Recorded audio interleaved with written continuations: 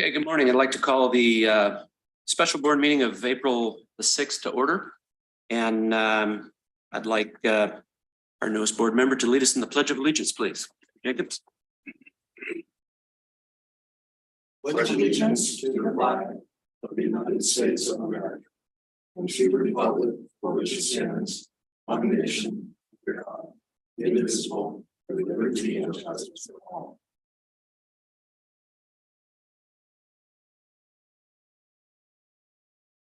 Okay, public forum. We would like to welcome the members of the public who have taken the time to attend this meeting and provide comments on matters related to district business. Any member of the public may address the board relating to any matter within the board's jurisdiction. This need not be related to any item on the agenda. However, the board cannot act on an item unless it was noticed on the agenda. Persons speaking during the public comment will be limited to 5 minutes, or depending on the number of persons wishing to speak, it may be reduced to allow all members of the public the opportunity to address the board. Are there any members of the public who would like to address the board? Anything on the web there, Corey? Yes, we do. Sally. Okay, welcome, Sally.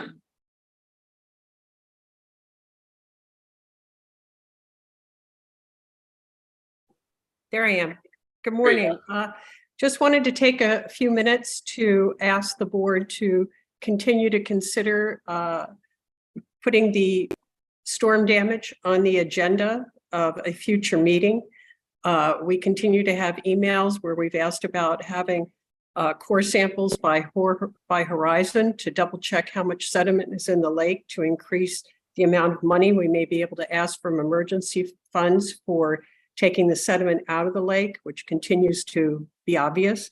We also have an outstanding question where a resident of Phoenix Lake has offered anyone a chance to go out with him in a canoe to look at all the undercutting of the berms and the lake edge, and just feel that the whole issue of what is going to happen to Phoenix Lake is still has limited information out on the website. The TUD newsletter didn't even mention the damage. And we really think it's time to get it back in the forefront with a larger discussion of what's ahead with all of the difficulties we encountered this year. And I'm sure it took tons of work to deal with that damage. So that was my main request today. Thank you.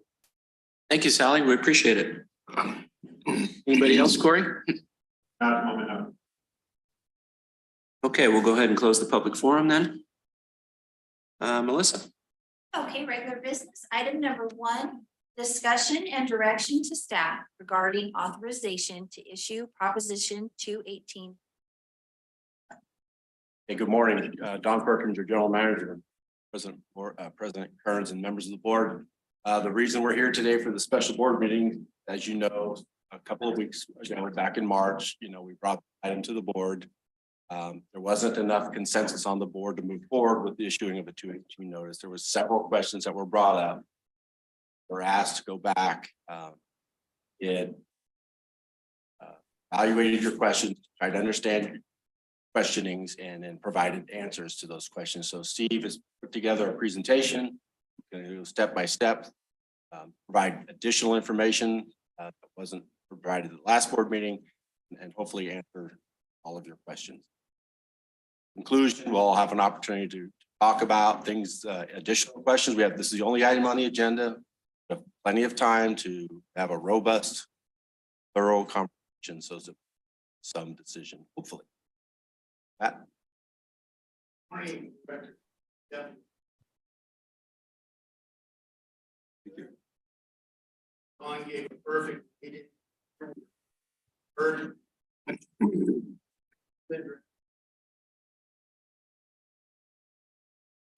Previously, sorry about that, previously provided to the board, but again, today's the day to have a discussion, direction. Feel free to stop me anytime. Sometimes I get on a roll and I'll go through, but we can always circle back here. So with that said, one of the first things we heard is why are we doing this and what's the background here? And to summarize, early in last year, December, early January, we brought to the board's attention our concern with ongoing inflation and how much it was really affecting us. With that in mind, we have insufficient revenues for our daily operations, much less some of the other CIP projects that we have going on. With that in mind, we came up with a projected deficit of $5.7 million for next year. And as always, there's increasing state regulations that are coming down the pike as well. As to why now, I think one of the comments was, it seems fast. Why so fast? What are we doing? Well, first of all, our last rate study was 2015. The last increase was January 1st, 2020. We actually had planned on a rate study early 2020, which was suspended due to COVID. Essentially, it's been over a year in the making. It may seem fast, but to us, it's been going on for a while and becomes more and more of a concern as we progress. For us to roll this out, get it in place, we have 4 distinct billing cycles. It would be essentially 6 months for implementation before the funds started coming in. And kind of the kicker, the last one in that $5.7 million a year projects to $500,000 on a monthly deficit. Another question was, where are the numbers coming from?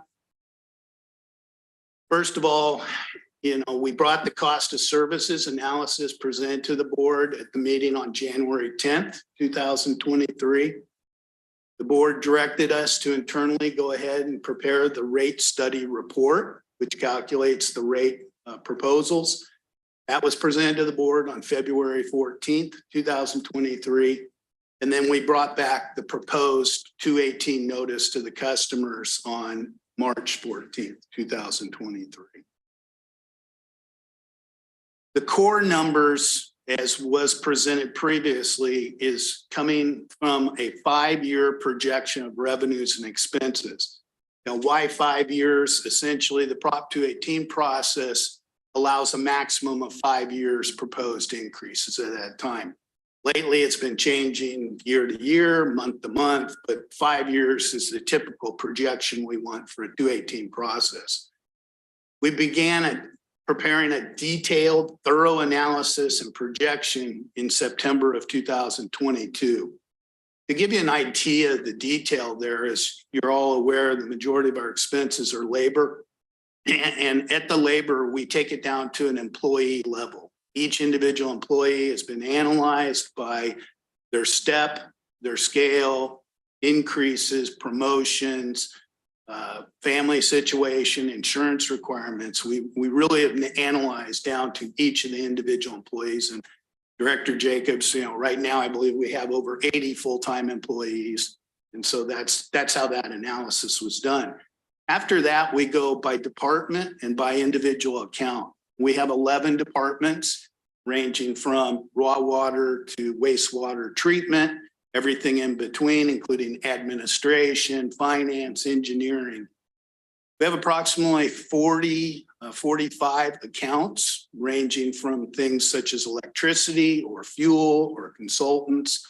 And those are each analyzed by each department. We work with the superintendents, with the managers, and do our best projection, the best estimate at this time.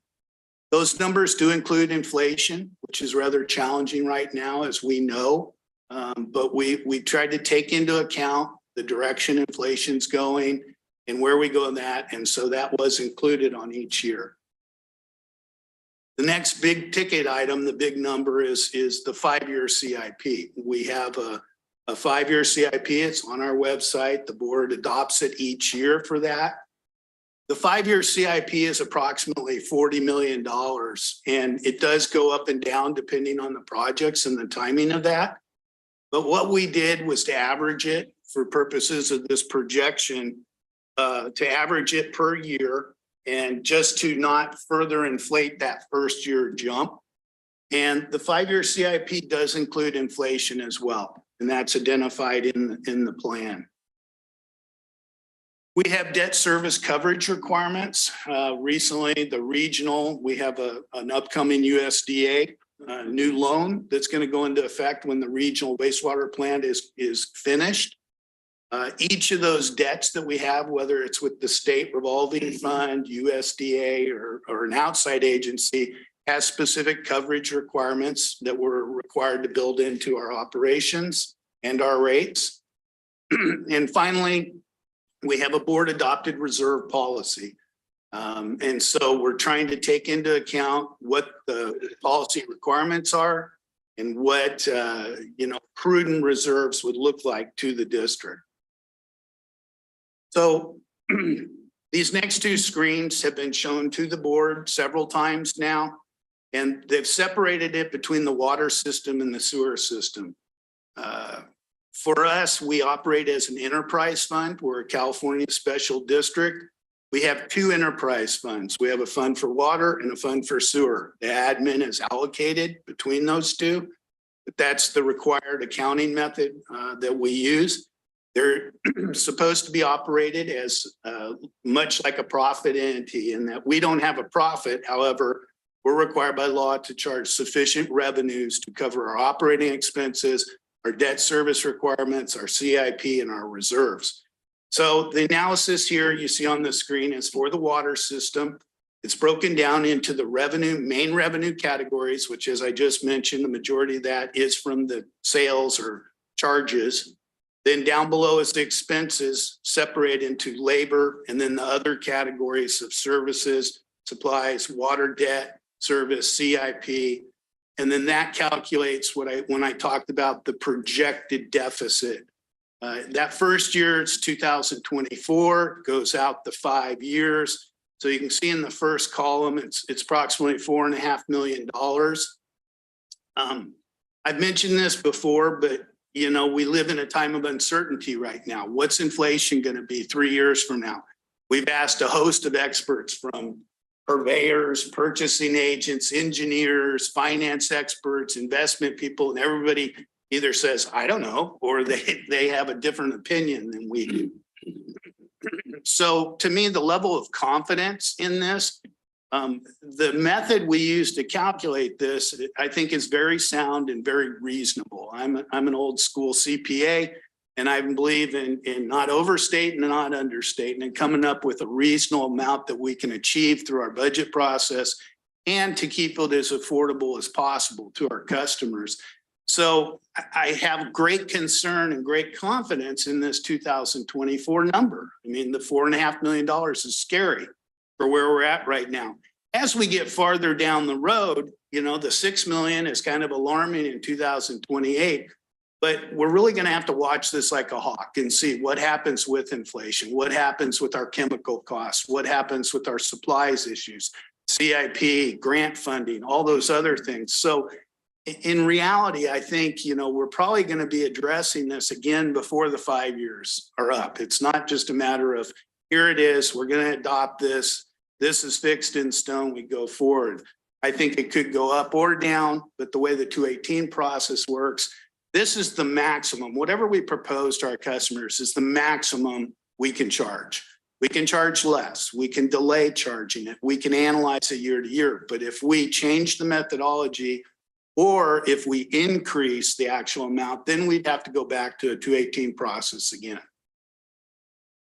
The next slide is the sewer, essentially smaller numbers, but it's still 1.2 million in 24, and then the 2.3 million, 2.4 going across as you go there. Same methodology in calculating these and analyzing the expenses and do that. Just to give you an example here, I don't expect anybody to read this slide, but I kind of show it in there what goes on behind the scenes. This is a summary worksheet that we have. There's dozens and dozens of worksheets behind this, but essentially this refers to what I talked about before. Other than labor, on the far left-hand side, you have all those different categories of expenses, fuel, electricity, and so on. Then you have all the departments, 11 separate departments. We analyze that both historically for the last 10 years, as well as what's gone on this year. Then on the far right is where we're summarizing what we really are projecting for each fiscal year, 24, 25, 26. So it's very detailed in, drilled down. We have almost every superintendent involved, every manager, all the staff we have to get these numbers to what we think is reasonable and most likely. I referred to earlier the CIP plan. This is the page right out of the document that's on our website. And I circled 24's budget. You know, that's the first year, as I mentioned before. This one happens to go from 23 to 27. The proposed rates are 24 through 28. But if we were doing this and we average those, so it's approximately $8 million a year. Here you can see we really are projecting 9 million for next year. So, you know, rather than further inflate the rate increase, we felt we could average it. And as we all know, some of these projects may be grant funded and we can use that leverage. It may be delayed due to permitting or something outside our control. But, you know, this is how we have to start with it as far as these proposed rates.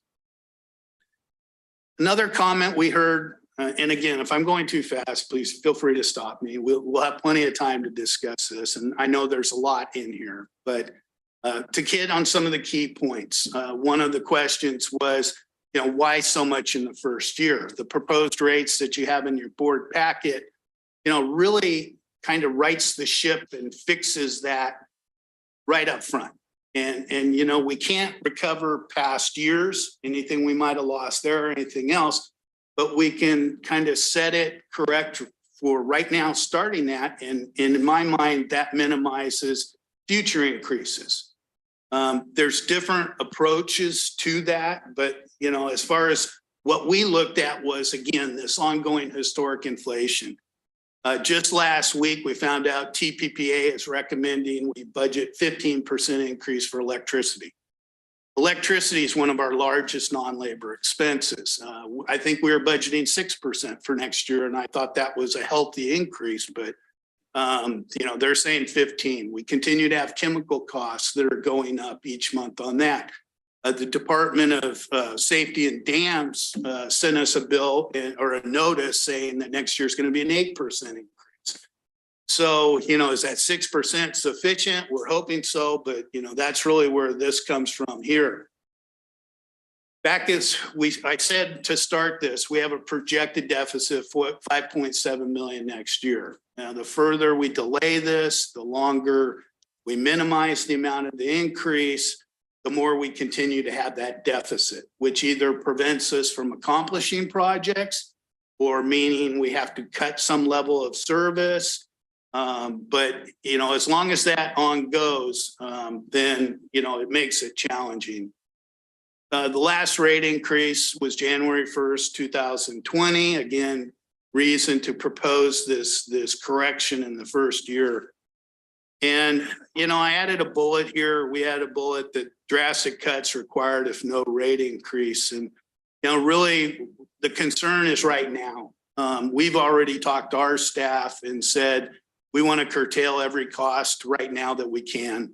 We've canceled some travel, some education that we're doing here until we decide what we can do at the rates. We just feel that's prudent in what we're doing and necessary.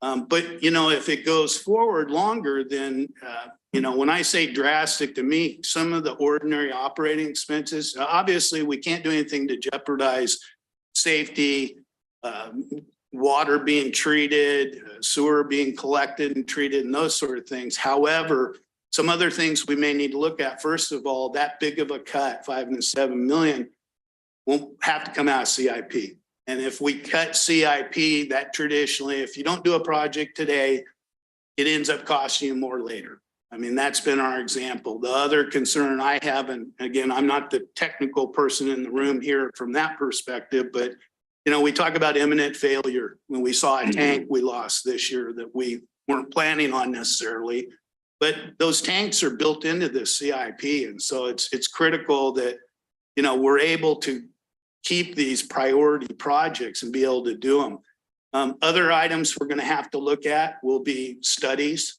You know, we mentioned some of this other fire related studies.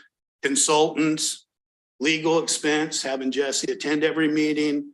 And there's also dues. I mean, we're going to have to look at that level. We have Aqua, CSDA, Mountain County, IRWM, Farm Bureau. I mean, we're just going to have to, if this goes on, we're going to have to look at every possible expense and just see, what can we do to curtail these? I've said it many times. I continue to say it.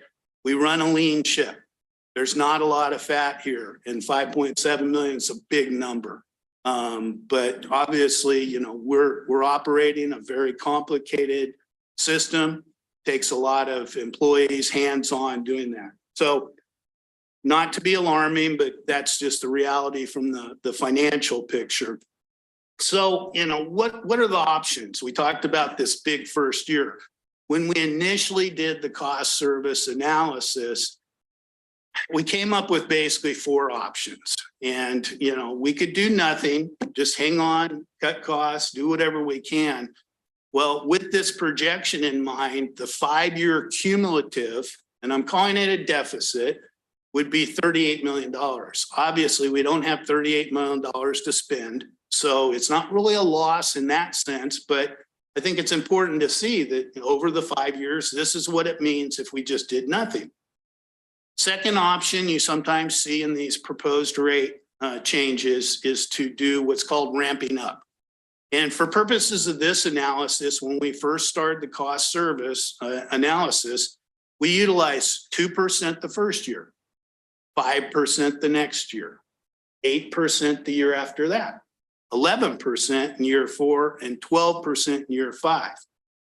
Well, that may sound nice, we're going to gradually do it, but a couple concerns that come up with that is, first of all, we still have a $16 million deficit. We're still continuing to have that shortage in the upfront years. And the idea is by the time you get to the end of 5 years, then you're getting rates sufficient to cover that on the projection. So that's a concern. The other concern is that, we heard in previous rate increases, ratepayer burnout. You had 2%, probably nobody likes an increase. We know that. 2%, it's still 2%. By the time we get to years 3, we hear you just charged us 5% more a year ago. Now you're going to charge us 8. Then you're going to charge us 11. Then you're going to charge us 12. So that's a concern and issue as well as the fact is sometimes you have changing compositions of boards and how they go. You have changing economic environments. So that's it. The other option you see is number 3, what we're calling flat. That's where you just take what we projected and put it straight across the same percentage increase each year. If we use that, that would be about 6.7% per year. Still a healthy increase all year, 5 years gone, everything else, and still would result in this $13 million deficit. So what we provided to the board and we proposed in our rate study was this idea of actually ramping down. I think it's more than that. I think it's kind of, we adjust it all in the first year, and then the subsequent years are what I would consider fairly marginal if you look at it. That results in us covering these costs going through here, proceeding with that, and also, not having to continue to increase, and we can adjust it going forward, as I mentioned before. Jump back to an earlier slide that was presented, I think, very early on, but many times we get compared to other agencies. I want to remind the board and anyone watching that, it's not like selling Pepsi or Coke or milk or whatever else. Now, our customers don't have the option to go to a different store and get it to it. Every special district is different. We're very similar to Calaveras, but it's a radically different operation, different conditions, different number of plants and all of that. However, it does put some context in it and things. So you see 2 big yellow arrows on there. The first one on the far left is what our rates are right now. And this is based on average water consumption from last year. So presently, we're the second lowest in this group. And this group is what we utilized for the last rate study, is a group that we typically utilize when we're doing comparison to other agencies for a variety of purposes.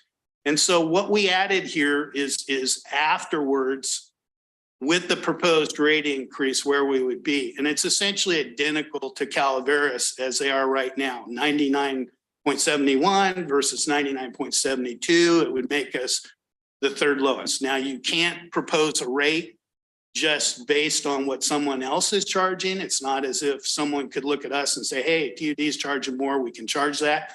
You have to have the supporting numbers to justify what rate increase you are. Now, it has come to our attention that Calaveras is starting their 218 process. I think right now, Don, as you heard in there. So they're working on, many of these agencies did. Some of them did it during COVID. The majority of them had something in place before COVID that they were still doing, but that's where that would put us. Now, as far as sewer, again, we're second lowest compared to all these agencies. Even after our increase, we would still be essentially the third lowest, if you would, on that. And then finally, and you'll see this in the next slide, Director Jacobs as well, but we have water only customers, we have sewer only customers, and we have customers who have both services, depending where they're located. So we wanted to include two for those folks who have both of these because it is a water and sewer proposed increase. And it's the same thing essentially as sewer. We're the second lowest to begin with. And after we adjust it, we would still be the third lowest on that. Mr. Sheffield, Yes, sir. on those slides, that increase that we're showing there, is that comparative to the first year rate increase or the last year? First. So This is what it would be with the proposed change. Yep. So one of the other topics that came up, this one's a little more challenging to include in a PowerPoint presentation, but several people, including outside members, had asked, where's PG&E in this? Why aren't we talking about PG&E? And so just a few bullet points on here is that, it's one of those items right now, it's just so uncertain, compared to a year ago when we had a proposed increase specifically for PG&E. We had a robust campaign we were planning on. We had initiated and we we're going to continue to do it. But, when we actually mailed out a 218 notice to our customers, and the next day PG&E said they were suspending the negotiations. So as of today, all I can say is that it wasn't included because the date of return to negotiations is uncertain. They said 2024, but that's all we know really. There's no purchase and sale agreement at this time. So if there were acquisition costs specifically associated with that, we don't have it. A key critical factor is when could we reasonably expect operations would be turned over? And that's a driving force for the O&M related to PG&E. That's undetermined. And also, I mentioned how we utilized inflation and estimating expenses.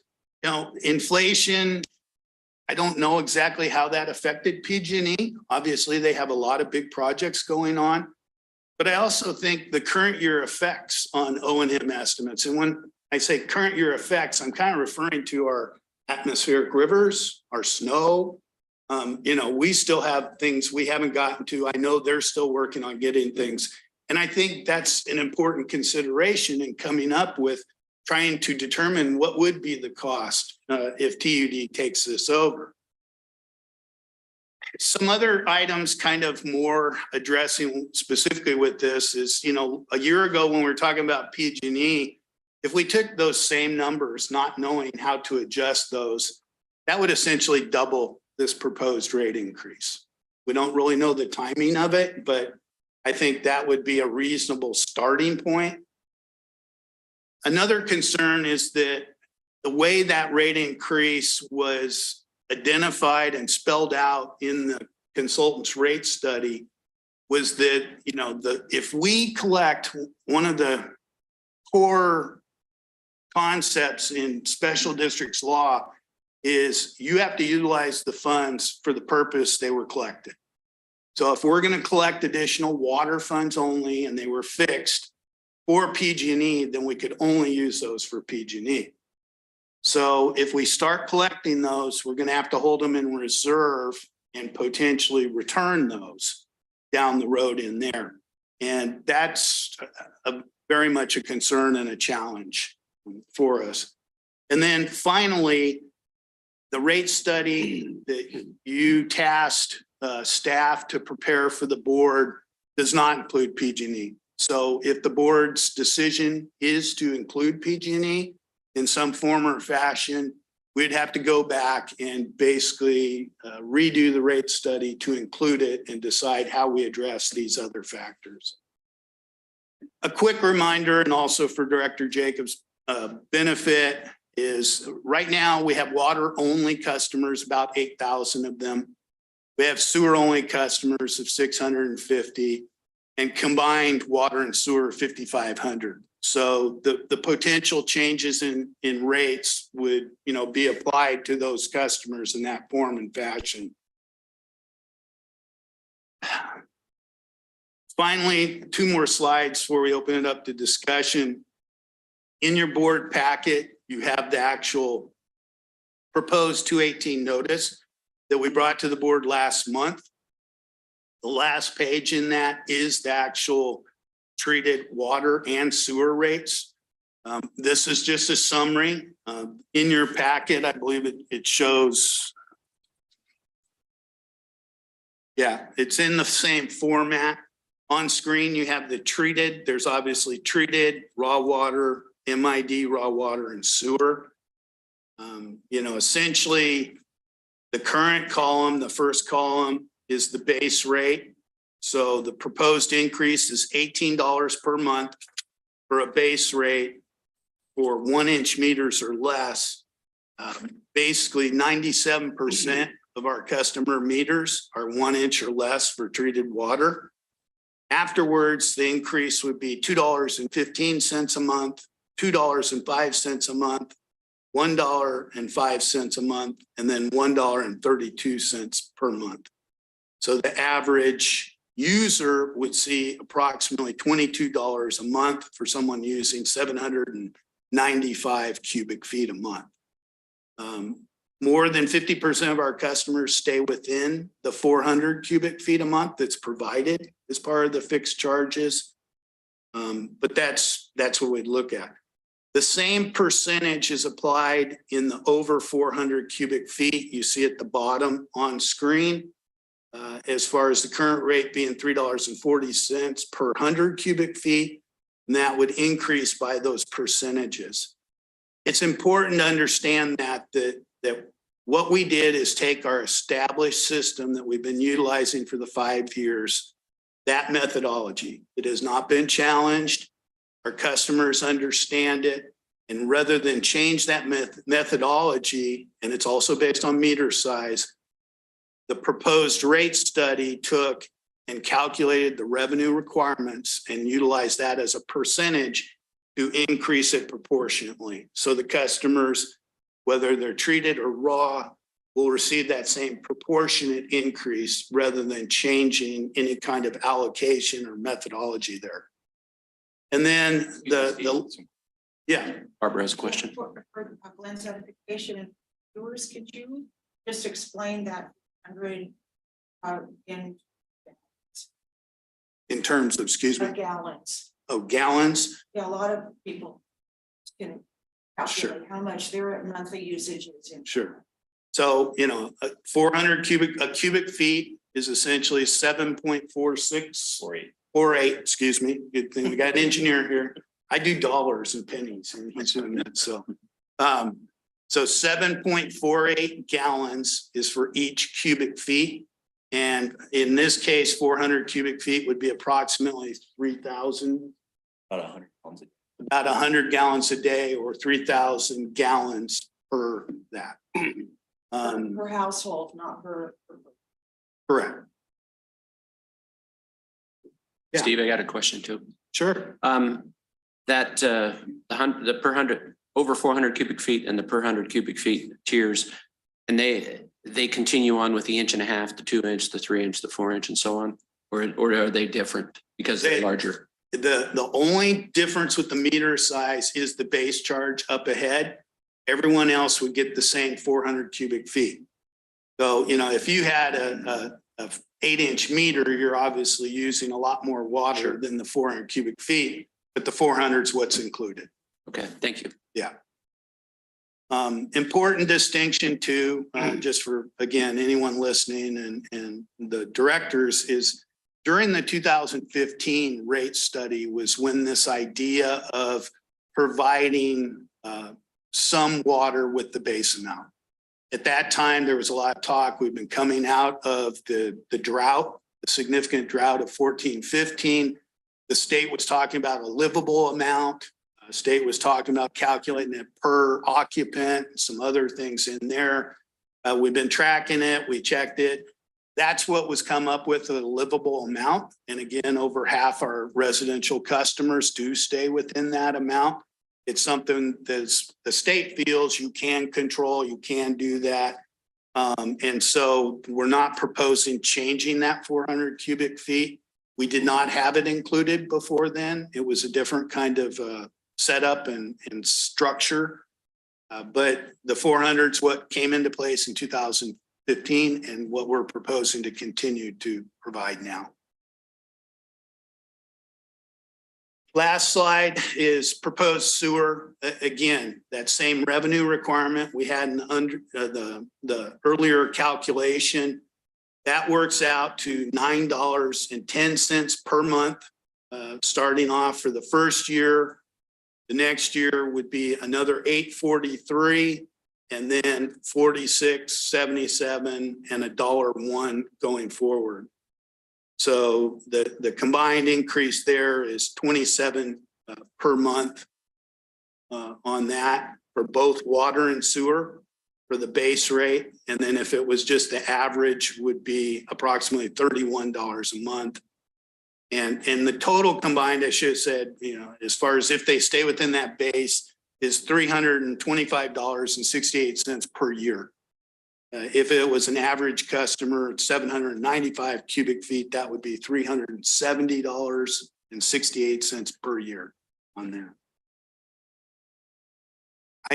A lot of slides, open discussion, questions. What you have in your board packet is essentially what was brought to the board last month with the previously actions, and then it consists of a 3-page notice, public notice of the hearing and the proposal to increase the rates. We updated the dates, obviously, before we were projecting or requesting a rate increase effective July 1st. If this is something the board would approve, then it would be August 1st. And obviously that's dependent. There's a 45-day notice, just to remind the board that once we do this, we have to mail it to all our customers of record, including tenants and landlords. They will have a 45-day period to file formal protest. And also then there would be the public hearing. As it stands right now, the public hearing would be in June 14th, if this was approved on the next board meeting of the 11th or today or whenever. President Kearns, I heard something else at the March board meeting, really struck a chord with me, and I want to and it resonated with me, and I feel compelled to sort of answer it in my way. But first, you know, I want to let you know that between me and the 4 other managers, you're looking at 90 years of practical experience right here at TUD. We spend 1/3 of our life, more than 1/3 we spend more than 1/3 of our life right here, walls, doing the work for you customers. So I hope through that, there's a level of trust that comes along with that experience and that dedication. If you consider the superintendents with the decades of critical institutional knowledge they have, it's another 100 and some odd years and so forth. So there's a lot of knowledge, practical TUD knowledge right here. It's a huge benefit to all of it. The thing that I heard and struck a chord with me was the system is broken. And maybe I'm going to take it out of context, but it just caused me to think about what's broken and what isn't broken. And I could go on for over an hour, and I'm not going to do that. But I'm here to say, as far as TUD is concerned, it's never been more fixed. Never been more fixed in this 30 years. Never been more fixed than Tuolumne County Water District number 2 or the Tuolumne Water System or TRWD. It's never been more fixed. My opinion, and I think, and my experience, I think I can say that with all honesty. You know what's fixed? The Apple Valley Sewer Lift Station. Thank God, because it would have been underwater for the 4th time in 5 years. But due to good rates, great engineering work, great field work, our crews are amazing crews that built that, saving the district money, saving our ratepayers money. That's stayed out of the water this last year. You know what's not fixed? The Mona Village Sewer Lift Station. As a health hazard that continues today. Each and every time one of our operators goes down and service that lift station, it's a health hazard. You know what's fixed? The Upper Columbia chute flume. It's a beautiful, amazing fix where we really took to heart the cultural and historic value of that chute flume and preserved it and made it an amazing operating facility today. You know what's not fixed? Oh, Leonard's chute flume. It's in jeopardy. And without sufficient rates, we cannot go, it's not the top dog to go fix. Oh, Leonard's. You know what's fixed? The Mona Vista tanks. Just a few years ago, you had 2 horribly leaking tanks up there. One of them listing towards the house that's only 60 feet away. That's fixed. You know what's not fixed? There are 3 tanks in Cedar Ridge that are in worse shape than those ones I just mentioned. All of them very close to homes, very close to home. You know what's fixed? Phoenix Lake Water Treatment Plant's been consolidated. Again, through the hard work of our crews and the right funding, we're able to consolidate that treatment plant and take down a tank that was in horrible shape, again, close proximity to homes. You know what's not fixed? Ponderosa. I've been talking about Ponderosa basically my entire time here. The first system I got to be in charge of in 2000. You know what's fixed? 9,000 auto read meters. That is saving our ratepayers gobs and gobs and gobs of labor because we have 9,000 auto read meters today. You know it's not fixed. We got 5,100 to go. We still have 55,000 manual read meters that takes gobs and gobs of ratepayer money to read and maintain. You know what's fixed? The Springs tank, Saratoga tank, Gopher tank, 420 tank, Cinder Block tank, Riddle tank, Zielinski tank, and the Jamestown tank, all in the last 5 or so years. Thanks to the rate increase and the leadership of this board, especially since 2015. That's fixed. You know what's not fixed? We still have 18 tanks in very poor condition, in close proximity to homes. People. You know what's bad, not fixed, is extreme weather impacts that cause this district gobs and gobs of man hours and unsafe working conditions. We have no choice. Water and sewer are vital services to our community. We have no choice but to put our crews out there year in and year out in unsafe conditions to provide that water. Another thing that's not fixed, dozens of power outages each year. We've had to spend close to $300,000, maybe $400,000 in additional generators and upgrade generators. We have no choice. Our customers need to have those services. So we had to bolster our generation supply. That just isn't changing. I don't see that changing anytime soon. What else is not fixed? Twain Harte wastewater treatment plant. You know the condition it's in. We need to spend several $1 million in the next few years. What isn't completely finished and fixed is the Sonora Water Treatment Plant. We have planned $8 million in the next 5 years. What else isn't finished? The Scenic View Water Treatment Plant is in deplorable condition, and we're going to need to spend some money to get it consolidated. What else isn't fixed? The Tech pipeline still needs an additional $1.8 million in the next 5 years. The remaining segments, however many thousand feet, are in and around homes. Each and every time one of those segments break, it damages homes nearby. It just does. And it causes our crews will be out for 12 hours, minimum of 12 hours from the time it gets broken and reported till it gets fixed. And then we're going to have claims from homes being damaged. You know what's really fixed and really great and really something I really think we should be proud of? Just in the last few years, $15 million worth of grants in just the last few years, including our latest award of the Community Wildfire Defense Planning Grant. That's fixed. That's amazing.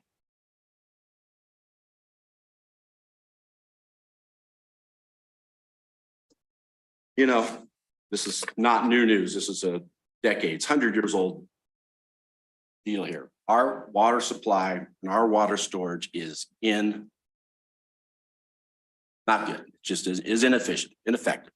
We must continue to work towards solidifying and bolstering our water supply, securing our water rights. That is work that needs to be done. And we need to pay consultants to help us do those things. That is not work that can be done completely in-house. Without sufficient funds, we cannot go down those roads. So again, I'll say again, I think this district's never been more fixed than it is today. Do we have a long way to go? Oh, absolutely. None of us will be here when the last thing is fixed. Thank you. Thank you, Mr. Perkins. Anybody else have a comment? Yeah, open to discussion. Barbara. Bring the mic. Oh, it's on. Thank you. First of all, thank you, Steve. I trust your numbers, and I know that you lose sleep, and I'm not questioning the need. Go on record. I do not question it.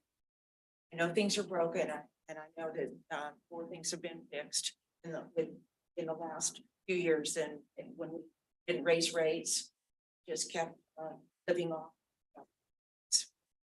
I know things will be broken as long as land use planning used to do whatever they do, we respond. And that adds increased costs on us because of where we're choosing to live. So my questions are, how do we account for the PG&E without a second rate increase? That's what I'm concerned about. There's confidence with the public. Because as you said, those water rights are gold to us. They're just the keys to the future water security, not just reliability, but there's a difference, security. So my concern is with the public and the confidence in the public, how do we account for PG&E second in this one over? Can we do it? Well, yes, we can do it. How we do it is undetermined. That day, when that day comes, we won't have another choice. Again, we just won't have another choice. But how we go about funding it, we have options, we have choices, we can make decisions then. It's uncertain today. What is certain is much of what Steve said and what I said. Those are certain. That is very certain. We just don't know. I spoke with Mike Schoenherr again on Monday. I can't believe it's Thursday already. No new news as far as PG&E is concerned. Apparently there are some interveners pushing back a little bit on their desire to form the Pacific Generation Group. But nevertheless, Mike feels certain that they will be through that process by the end of the year, have that group formed. Perhaps then we can get back to negotiating. So that's what I know. I mean, it's hard to just say, let's pick a year in these 5 years and let's begin to bring in rates when just don't know. Yeah, sure. So I'm hearing that we will manage responding, again, you know, like you said, those consultants, contractors, the negotiators that our legal counsel employees, we can ratchet down CIP, put money in the PG&E so that we will not have to go back to our public for a second reading just for that. I'm hearing that we are confident, UD is confident they can manage that when it kicks in to PG&E without having to go back. I'm not sure that's what I said, that maybe I'm hearing something different. So let's just throw out a date. This coming January 15th, I get a phone call from Mike and says, let's get back to negotiating. So for a period of time, whether it's months or years, likely years, we're negotiating. Not acquisition, anything. No, not a signed purchase and sale agreement. Can we manage that in these rates? Is that what you're asking me? Yeah, it's taking on the additional burden of acquiring the system, that all the costs of just being our end of the bargain. And So the cost being our consultants yeah, and legal. yes. Yes. And Yes. retooling and No, anything taking, else in acquiring the system, maintenance of the dams. so yeah, no, to assume the operation and maintenance, it will take additional costs. Just will. How we go about doing that is a different discussion. And, you know, we are still in a non-disclosure, right? There's some things we cannot talk about, but perhaps it's time for another closed session where we can talk about some of these things openly amongst other. But again, I'm 100% confident that we can collectively, that managers and staff and consultants can figure this out. Well, I know we have it sourceful. And it's not just making that work, it's also retooling. I know, Steve, you mentioned more drastic cuts, but I would like to call it no stone unturned for retooling and being extremely creative in account for off the chart atmosphere, just so much that we're going to need to understand. So overhauling of the things is so my second question. Okay. Can I have a follow-up on that? Yes, Because go I ahead. want to, before we leave that, I just want to make sure I heard what I think I heard. So what you're saying, Jim Perkins, is that with the current proposed rates, we would be able to continue on our negotiations with our consultants and our legal counsel up to the actual acquisition of the PG&E assets. And if that were to happen, then that's the time when we would need to come up with another revenue stream. Is that correct? We'd have to consider it. We have to consider it. Okay. All right. Just want to be sure I heard that correctly. Thank you. That was so good. Go ahead. Thank you.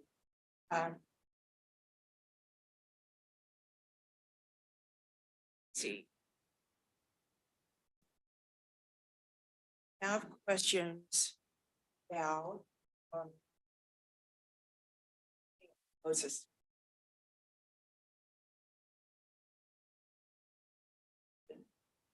Going back to what you were saying about what we have fixed and what is still.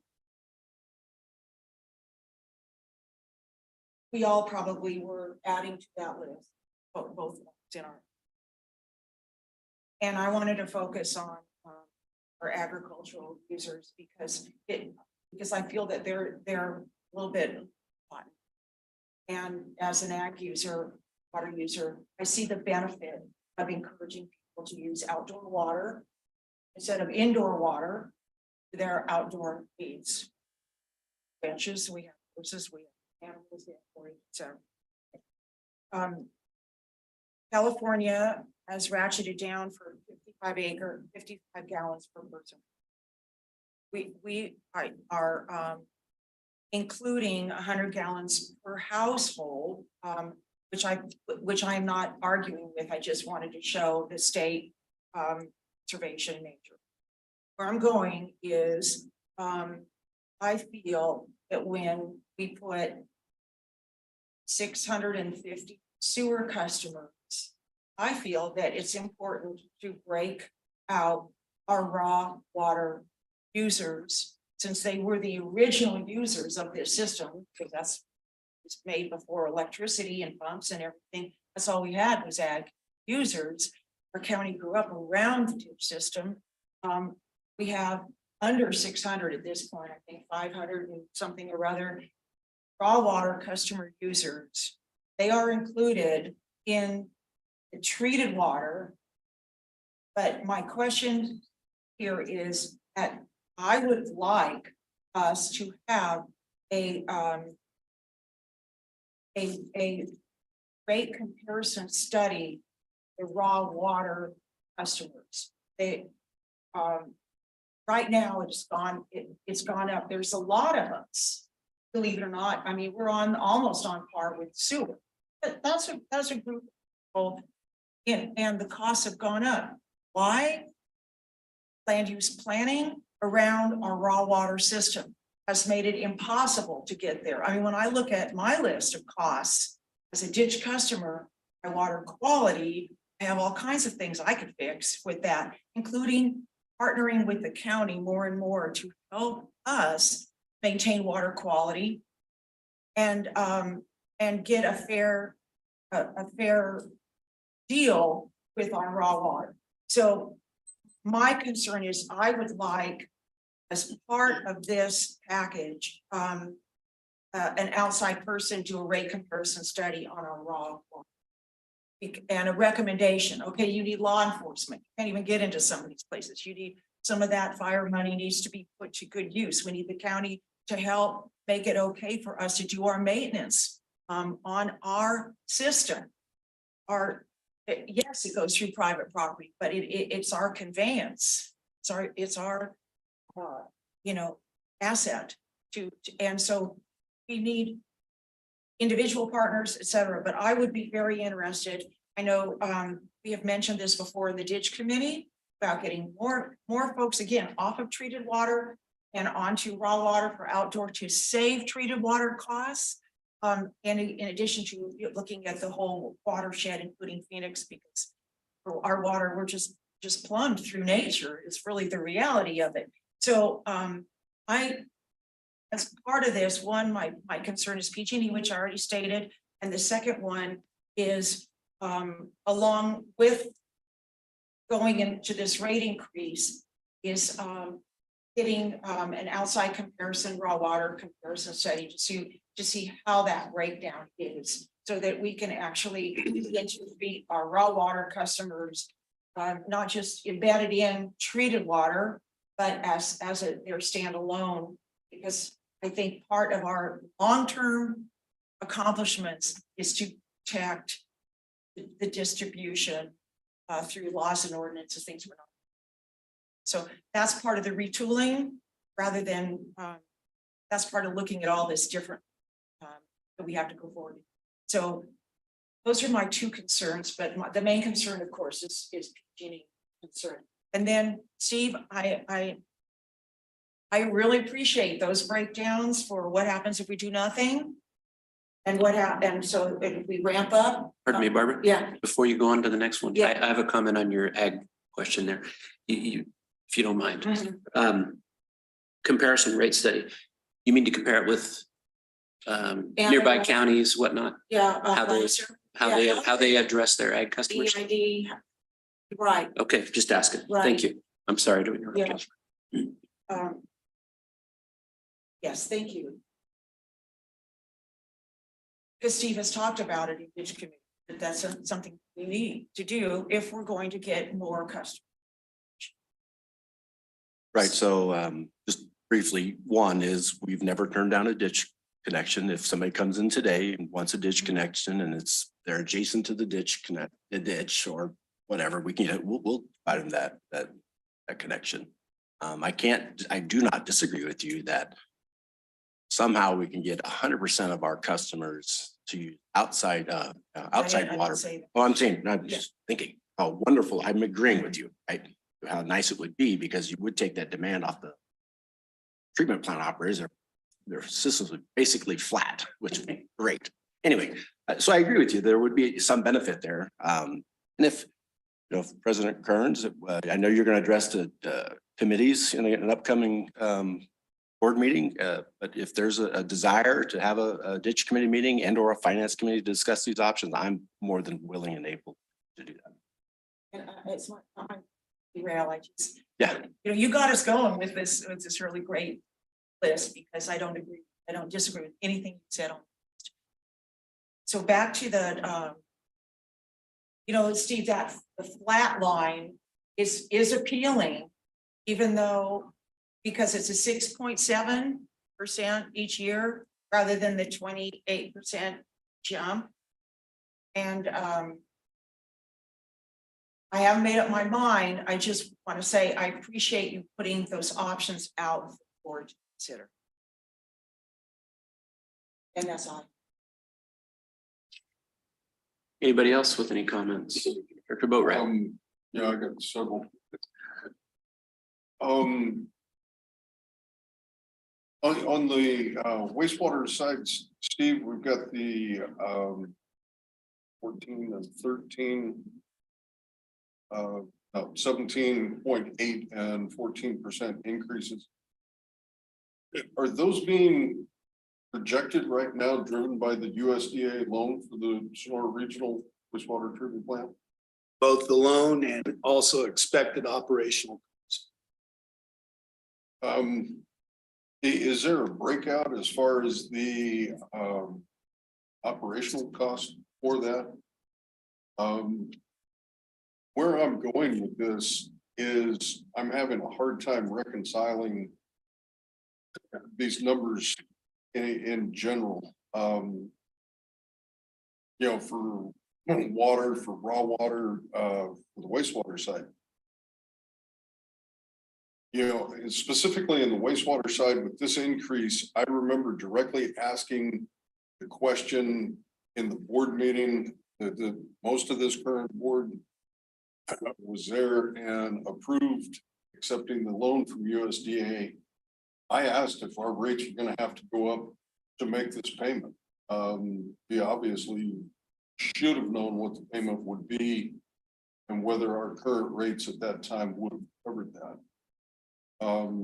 So now to turn around a year and a half into construction, having accepted the loan, now I got to go back to the rate customers and sorry, our current rate didn't cover that. Yeah, just to address that, the first thing I heard you say, or your question was, does it include the USDA loan? Yes, it does.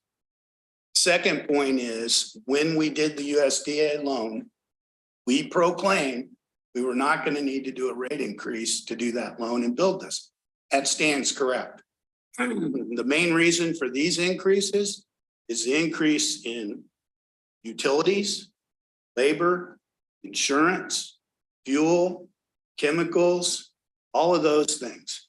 This proposed rate increase that we're proposing for sewer is not related to the new operation, other than the related cost that, yes, we anticipate that. We did not anticipate electricity to increase 50% over the past 30 years. So there are two different things, I feel, in here, the proposed rate increase. And sewer has been low comparatively for a number of years here, but these projections are based on actual operating costs and yes, adjusted for the new plant going into service, but not directly to the loan. The loan has always been included in the projection and those sort of, and also we have a grant as well.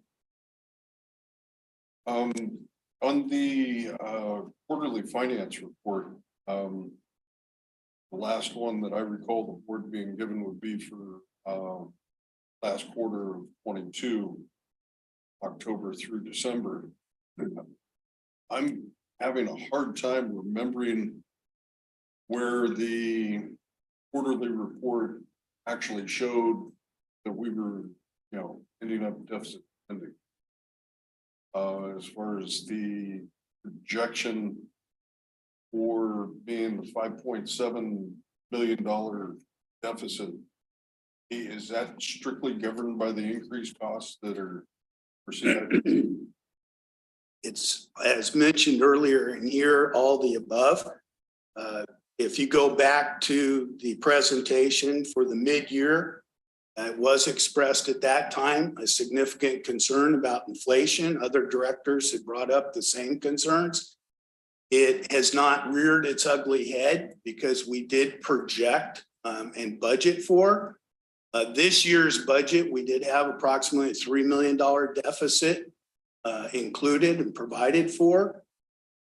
But part of that's due to CIP and where those status goes.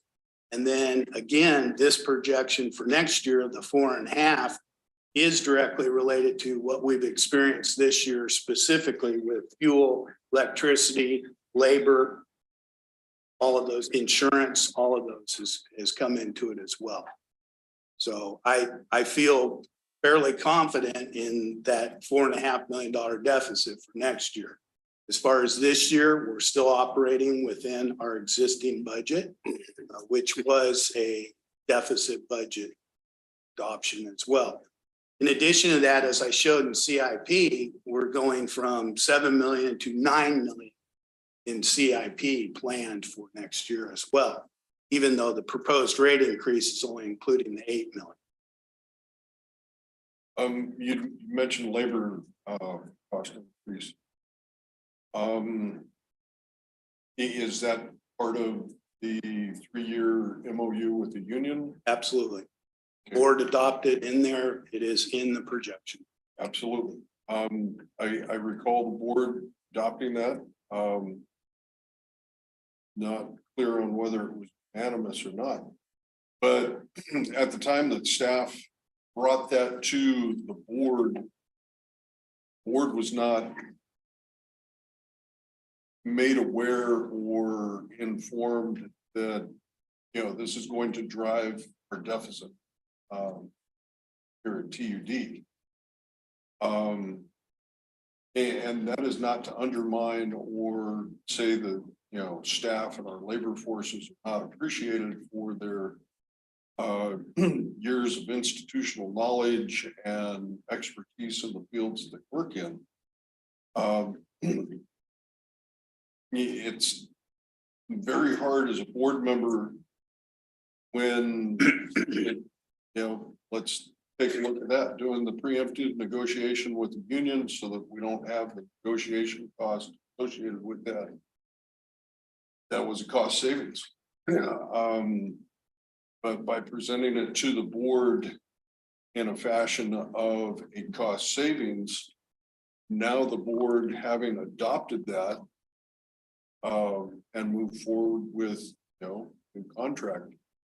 Now the board is being slapped with, it's a board approved, but it's pushing us into deficit. So it is actually the fault of this board for labor cost increases that are driving a portion of this rate increase needed.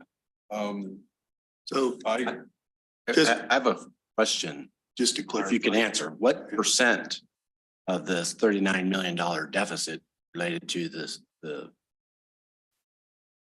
MOU change? yeah, and I would phrase it a different way. This deficit in no means matters or anything else is due to the MOU change. As I recollect and everything else, when the MOU proposal for extension was brought up, the costs were very essentially identified. No, the costs were not said that it created a deficit. I am not saying it's a deficit here. It is part of the calculation of the revenue requirements, and that's what's built into it. I do not believe the extension was billed as a cost savings. Yes, there's a cost savings by not having a negotiator, so that's not in these numbers. But the options was spelled out as to what the costs were, and those were provided to the board on that. And absolutely, this deficit, from a percentage basis, like I said on here, the increase in health insurance cost far outweighs the MOU cost for the next 3 years. In terms of percentage, it'd probably be less than 0.01% in total here. It's just one component out of a $26 million budget. You know, yes, the labor's there, but in addition, you have to look at labor and say there's worker comp, there's health insurance, there's retirement cost. All those things have gone up and continue to go up. And then just part of that calculation is the next 3 years. So in no means are we trying to slap the board or place blame or anything else. What we are presenting to the board is the revenue needs and where we stand right here and what's required to continue to provide service at the level we do. But in no means is it due to that. That is just part of the calculation. You know, I'm a firm believer in, you know, the presentation that TUD is better off today than, you know, it was at different points in time and moving forward. And certainly we do have a lot on the table that needs to be improved upon, replaced, upgraded infrastructure. I'm just having a hard time. We cannot afford to put on the backs of our ratepayers a cost to do everything everywhere all at once. We can't, you know, fix everything we need to tomorrow. Part of the CIP program is to anticipate what needs to be done. And, you know, these are the ones that are coming up, end of life cycle. Tanks at an end of life cycle, treatment plants at an end of life cycle. You know, how much can be trimmed back out of CIP that might, you know, be speculated on as, and you're doing that a little bit too soon. That pipe will last a little bit longer in the ground. You know, other things such as that Techite pipe that been known for years. Apple Valley lift station. That thing goes back 30 years to the first time that it flooded, which was shortly after it was built. And fabulous, you know, we finally, after getting slapped with that 3 times and being flooded underwater, or generator that, you know, lost a lot of its life because it went underwater. Right. So if I may, and this is why I'm happy this is a one item agenda, so we can have all the time in the world to have this conversation. So you said a couple of things, but one of them was that there's some notion that we're going to do everything all at once in 1 year. Just isn't true. We can't. That would need, I don't know, $300 million. And I don't know, 300 more people, probably. No, we're trying to maintain that same level of effort that you have seen us do in the last 7 years. We want to maintain that level of service every year moving forward. We're not proposing to fix everything up at once in 1 year or one time. There's no chance we could do that. I want to respond to something else, but leave it at that for now. With that, Mr. Perkins, though, if we are not trying to do everything everywhere all at once, why do we need a rate increase that does every bit of it on the first year? So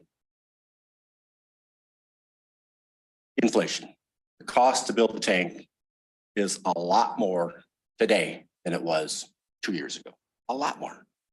The cost of doing everything we do here is a lot more today than it was 2 years ago, right? That's the cost. That's why there's this big jump. It's not because we're going to do X amount more tanks or X amount more feet of pipe or X amount more treatment plants. It's the cost of doing the business has skyrocketed. We don't have a choice but to maintain our level of service. At least I feel like we don't have a choice but to maintain our level of service. If I'm clear, I mean that we're gonna $4.5 million in year one.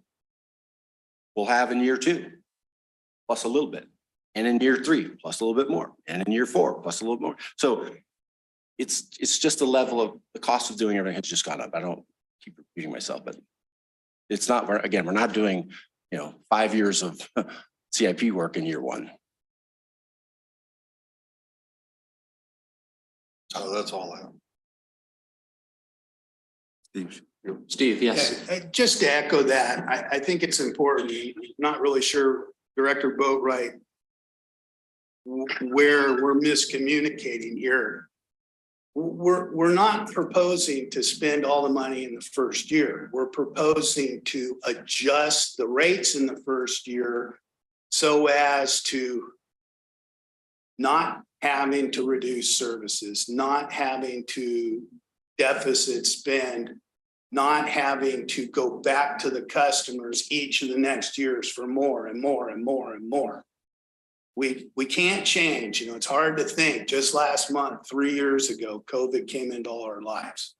We didn't know what that meant. We didn't know what that represented. But take out everything, CIP, all this other stuff. We still have these needs. I mean, you're retired from the district with a lot of years of service.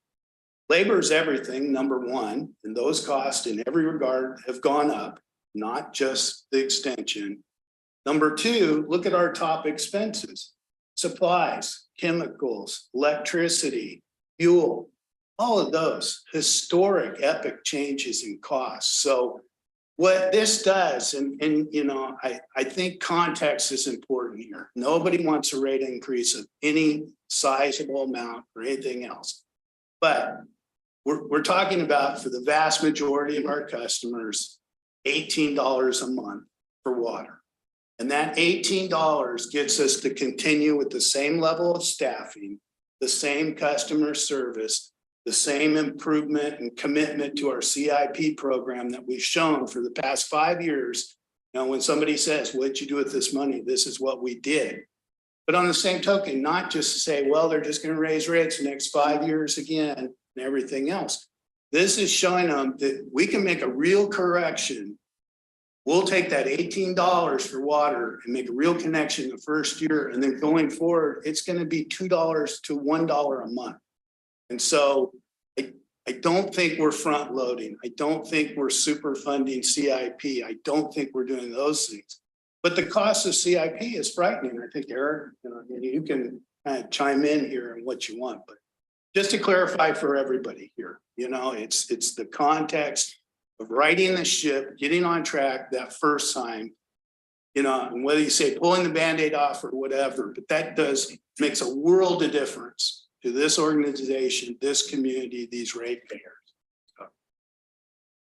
Eric. We were talking a little bit about context, and there's an example that I used to kind of illustrate the magnitude of the infrastructure needs here at the district. It may or may not resonate with you, but so we have over 300 miles of water main, right? And let's say, I think Director Boatwright, you mentioned, well, maybe that pipe can last a little longer, and that really would be the best. Is the longer the lifespan, the more value we get for the district. But so if you have 300 miles of pipeline and in each pipe, let's say is expected to last 100 years, you would want to replace 1% of your pipeline each year, if they were all installed evenly spread out over the 100 years. So 1% of 300 miles is 3 miles.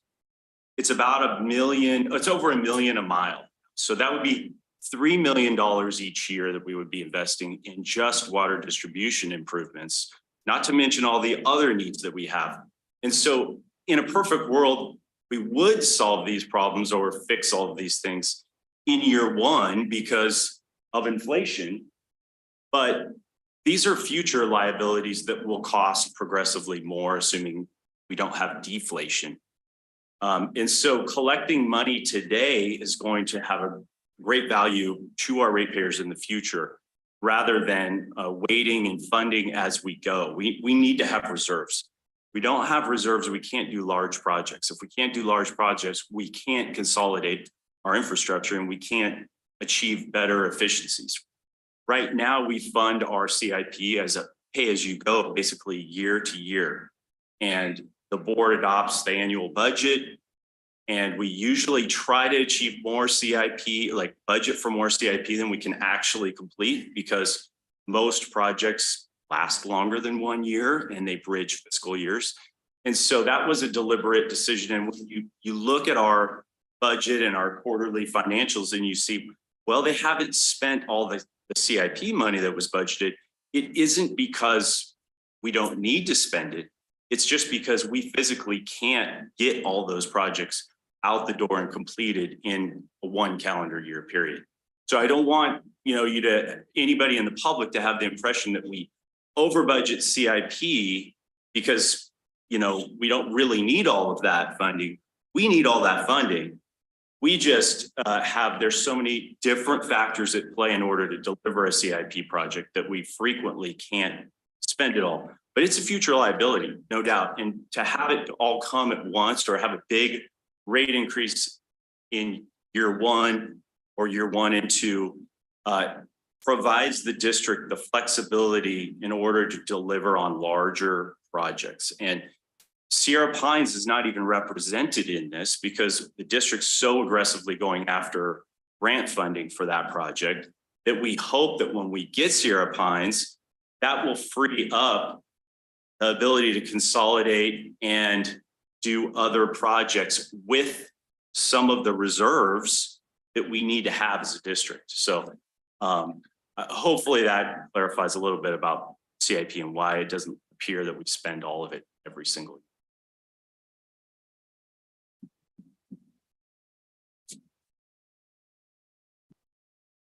Thank you, Eric. Anybody else? Ron, you have a comment? No, not really, not at the moment. Len? Okay. Well, I'd just like to say, I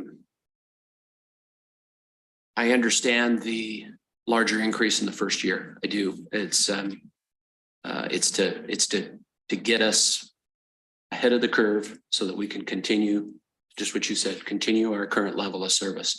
And I think that's a sound way to do it. I'll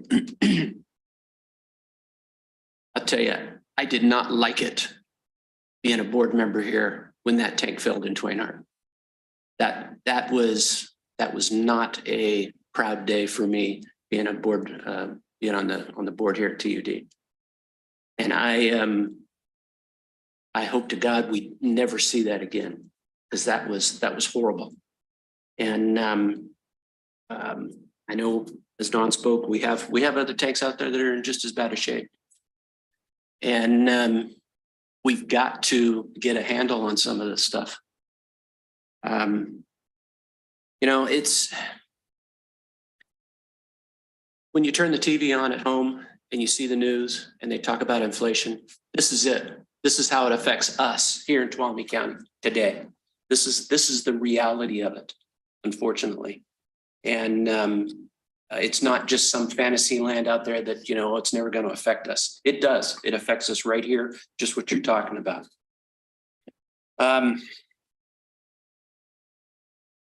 I don't want to see this rate increase. I live in a special assessment district here at TUD. My water bill is as high as anybody, probably higher than anybody else's before I even turn the faucet on.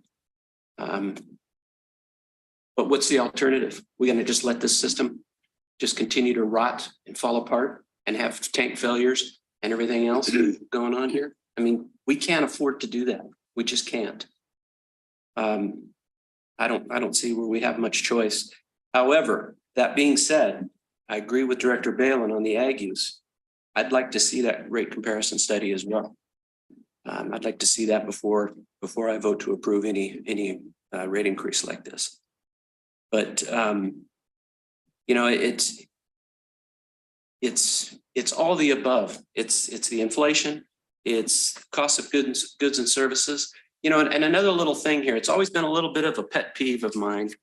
And, you know, whenever you see on your ballot, you see these water improvement ballot measures that come down the pike. And I'm not saying they're bad, because there's a lot of good things in those things.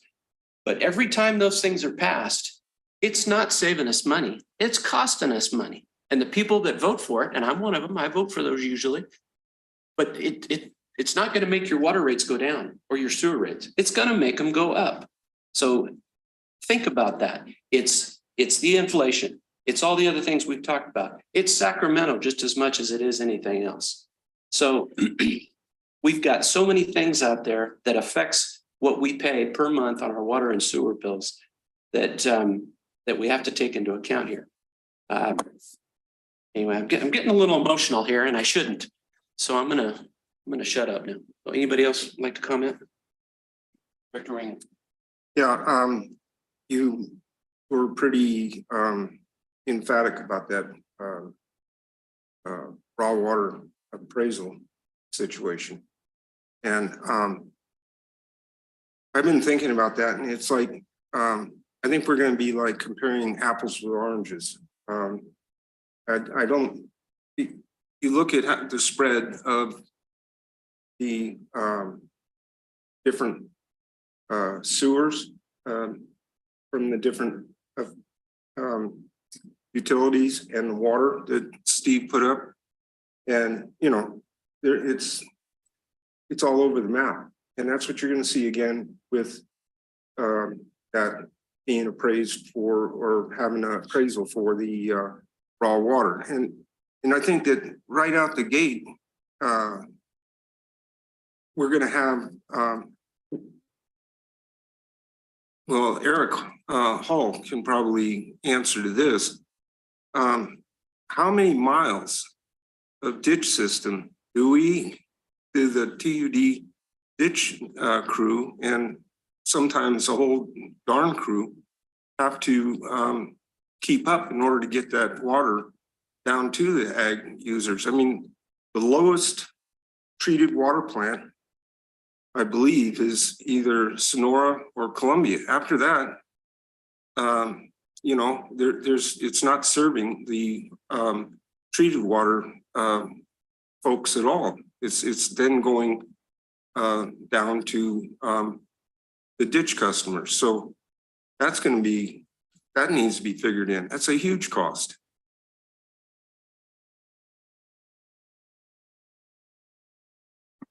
I'll just respond. Well, I agree with you. It is like comparing apples and oranges, and I get that. I really do. But I have no idea. I have no idea what the comparison is. I would still like to see that. I've got a little bit of experience in the ag business, and I can tell you I've got experience in other businesses as well. I've never been involved with a business when it comes to farming and ranching that is under attack from so many different standpoints. You got the federal government, state government, the county government, you got the environmental issues, you've got all these different issues that are coming after it, animal rights groups, everything else. To say again, I've never seen a business that is so under attack from so many different fronts, that I just want to be sure that we are being as fair as possible, and that we're taking into account that we're not getting too out of line there. That's all I'm at. Well, I hear what you're saying, but all those things that you just named off, as TUD doesn't have a thing to do with any of those. All we are is raw water delivered to those ag people or ditch customers. And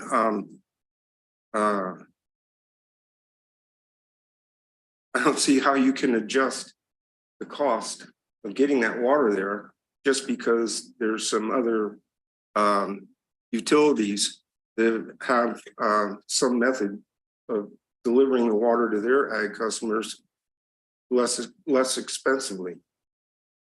Yeah, I don't disagree with you, Ron. I don't. And again, as I said earlier, I'm emotional about this, and I shouldn't be. And That's where I stand. Barbara. Well, I'll go ahead and be emotional for you. Ron, I am a ditch customer. My mom was a ditch customer when we had PG&E.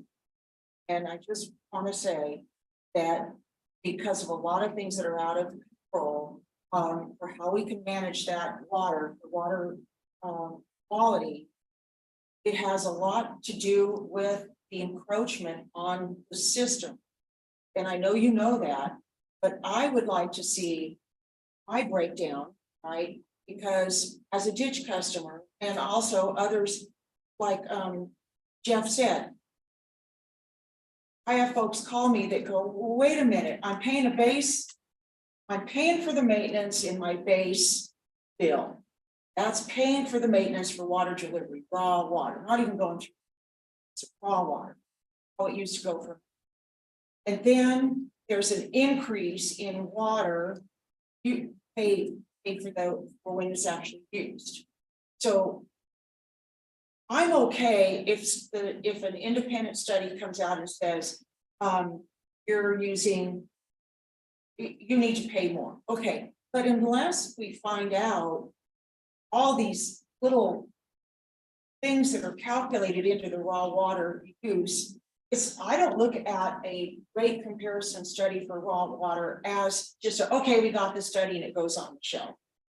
I want to look at how we can save money in different maintenance practices. Okay, opening up the trail, you talked about it, how to get some quads out there to compact and shimmy down the soil, how to change maintenance practices, how to work with nature, how to incorporate volunteers, how to get the community bonded with their whole, not just the ditch system, but Phoenix in general, how to get smart land use decisions that check water quality so we don't have to push that onto our customers. There's just so much work I see that this study, I'm hoping, can tell us that we need to work with the public and with nature to handle incredible loads of stormwater diversion.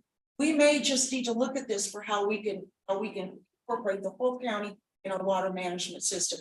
We have 24/7 gravity-fed water that is the best line of defense against a PG&E outage. Now we're working to even retool. Thank you, John, for making sure raw water contact points for fire are there. That is the direction to go. But if this breakdown for a study, and I'm really not emotional, I'm just excited. Okay, this is, if we can get a rate comparison study, it may indicate where we need to do business. As John said, we're not asking for more money to solve everything all at once this year.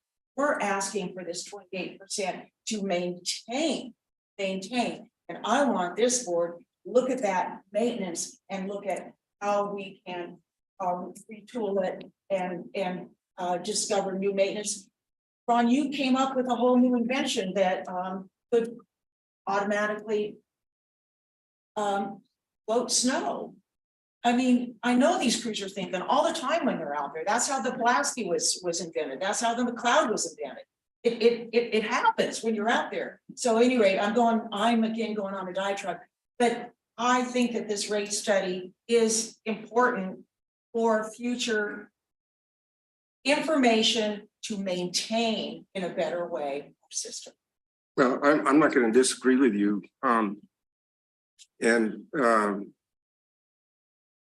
Handling the ditch system is a lot of work, is all I'm saying. But I think that's a discussion for another time. I think that's not related to the rate increase, really, as far as I'm concerned.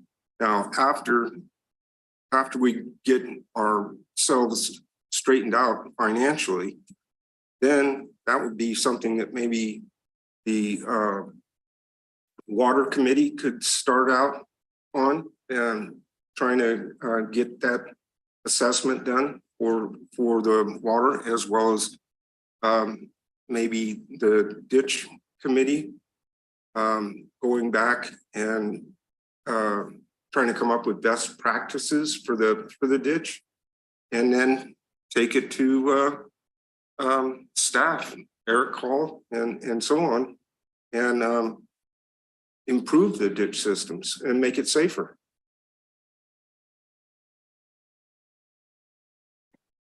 Just Steve. to chime in here, I'm not really sure where this discussion has gone. And so I'll just simplify it from my perspective. You know, in my role as finance director, in my discussions to the board and my professional opinion, I brought this to the board last December because I'm extremely concerned.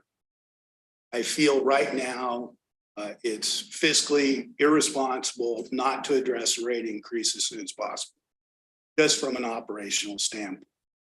I just mentioned before, we're looking at $500,000 a month. We can do a ditch study later. This has come up previously and everything else. You know, we have 14,000 water customers. We have 586 ditch customers. We have less than 40 ag customers. They're all important to us. As it stands right now, the ag customers, the vast majority have a 1/2-inch contract.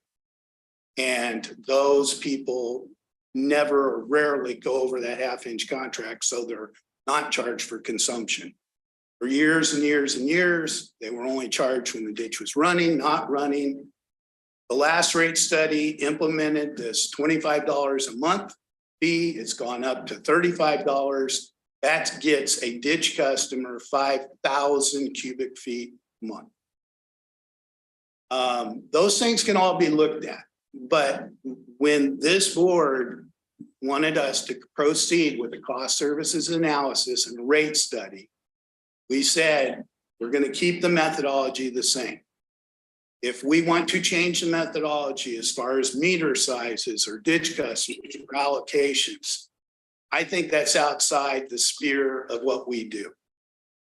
Early on with one of the previous GMs, the same thing came up with ditches. I tried to do a comparison. As Director Ringen said, completely unable to. Reached out to El Dorado because they had a rate increase study done in 2019.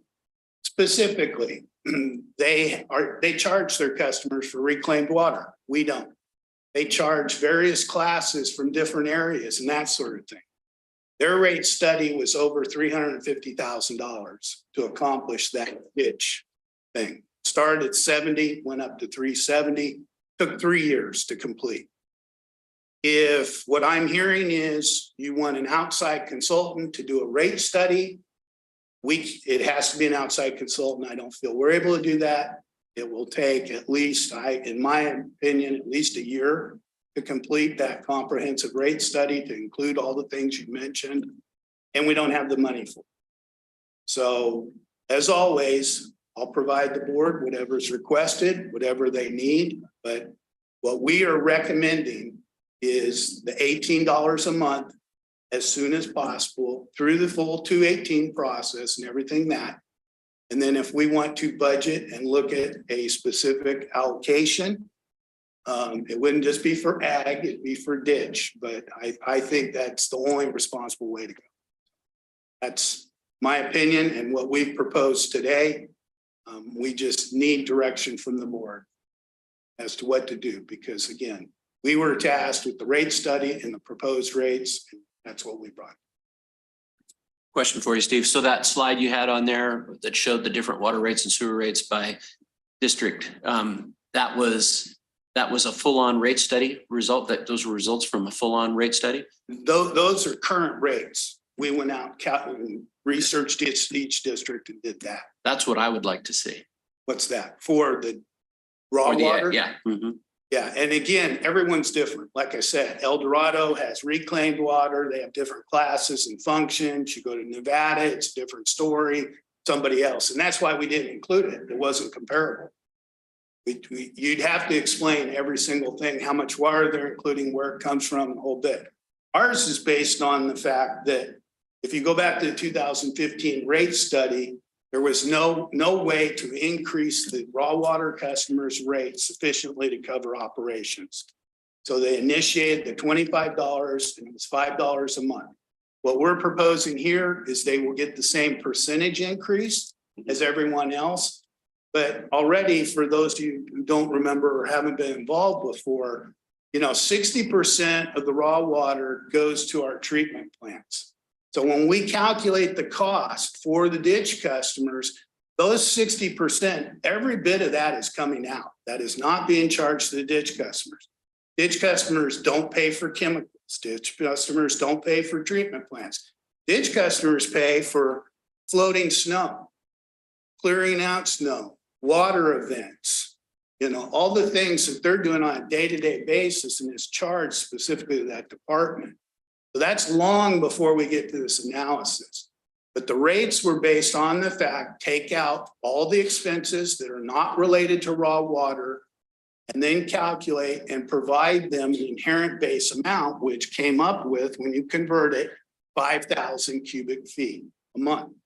And so that's what that was based on, that 2015. These proposed rates we have here utilize that same total increase.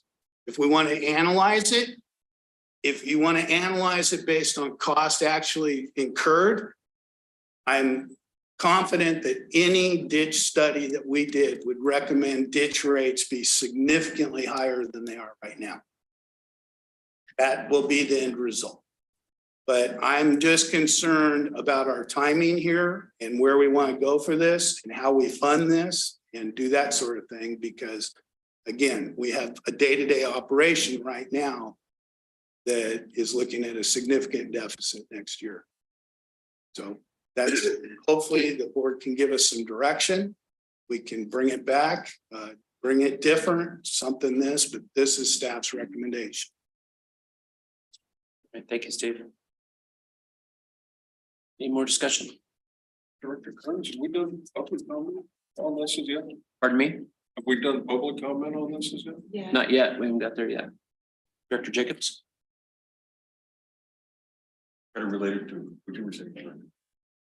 I would be interested in what feedback we've received so far about the proposed rate increase. Scheduling the rating. From the community, the customers. From the rate gauge. Yeah, kind of curious, because we've been down this road before. This is the third meeting. This has been on the topic, has been there. So far, to my knowledge, both my motherlode, internet, Facebook, and the newspaper has not mentioned it. As of yesterday, my motherlode ran a headline, which they usually run it right before the paper does. And then this morning's paper had a headline as well in there about the increase. Typically, what has happened in the past, last time we did this, once the notices are mailed, as soon as they mailed, then there's traditionally quite a bit of feedback, either from Facebook posts or phone calls or people showing up here to protest. They can do the formal protest, but that's usually when we hear it.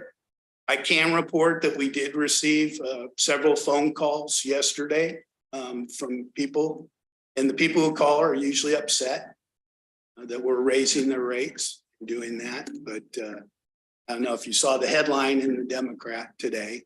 The headline there was TUD raises water rates 38%, or rates, I should say. My mother-in-law just said water stuff. And the 38 is they're looking at the 5-year combined in there. And they don't mention that it's $18 or $45. There will be. I mean, nobody likes a rate increase. We understand it. We don't like doing rate increases. We're all customers as well here.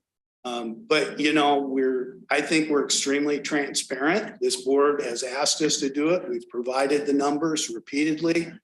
We try to write the notice as well as the rate study itself in as understandable language as possible. We felt utilizing the same methodology was also something, versus us trying to explain. It's a little bit, last time we did it was specifically the PG&E water rights, which is kind of a different animal completely. But this is a necessary evil with special districts in California. We're tasked with, we don't have a general fund. We can't get grant funds for operations. And so we're tasked with having to charge for our services.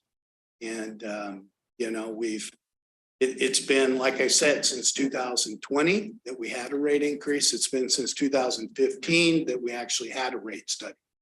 Typically, they're at least every 5 years, but with the economy, inflation, more often. So there's a general, I think it's recognized we need to increase rates. Way to get around. Presented a very strong case. Appreciate all the hard work went into that. So, but the idea of the front loading versus flat, doing a flat increase, I just heard we feedback.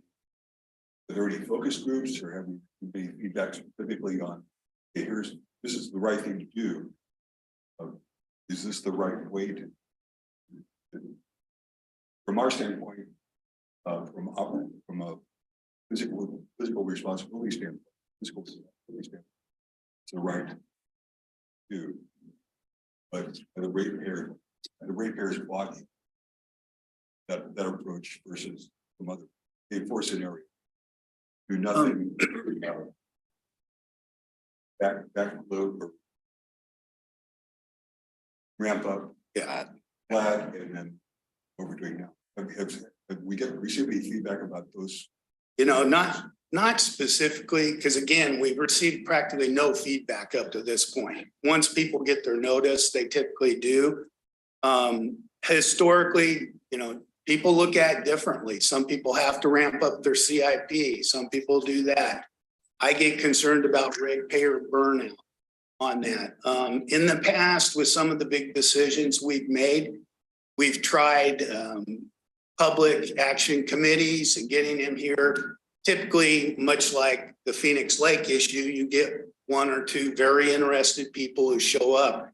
It sounds a little blunt, but you know, working with customer service all these years, 99.9% of our customers just care about what do they owe.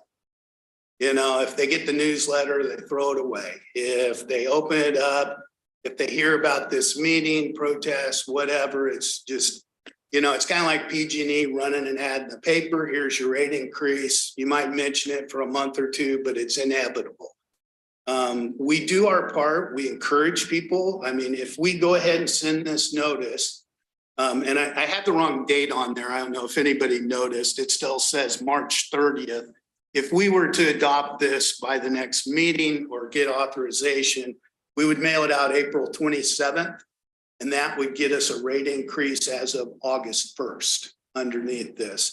Once this notice goes out, I'm sure people will make comments to you in the street. You will get emails. You will most likely have people show up here. You know, it's usually the people who call don't say, hey, I get it. I understand. Yeah, you know, thank you for raising my rates. You know, you just don't get it. You get the people who are, I don't know. We had a real difficult one yesterday who was very unreasonable, but you know, that's what we're going to get. But the reality is, you know, to me, I'm still stunned over what COVID has meant to our country, our world, our local community here. I just, everything's gone up, and I hate the TUD has to go up too. But for gosh sakes, how did we make it the last 3 years? You know, how were we able to do this? And it's been tough, but we can't continue to do this, you know, based on operations.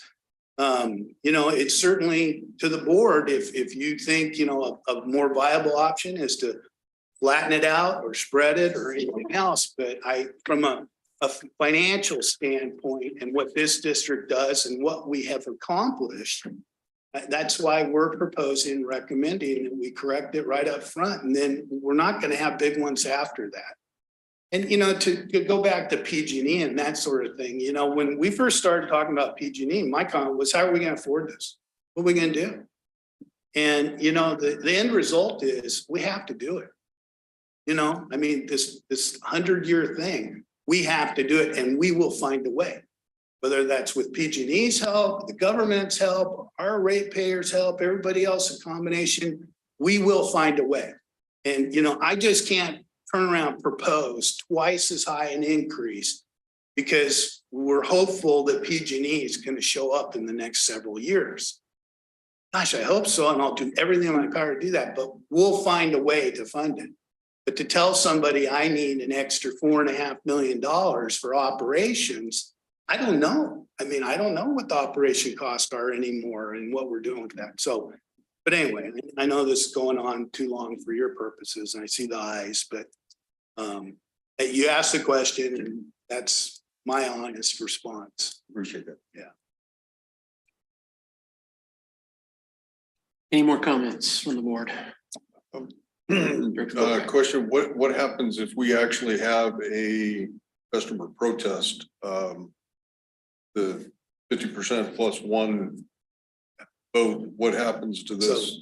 Just to clarify, and if you haven't heard Director Jacobs before, the Prop 218 protest is such that, you know, the actual customers can file a protest if it exceeds 50% plus one. So in water's case, we're talking about approximately 7,000 protests, then we can't go forward with anything.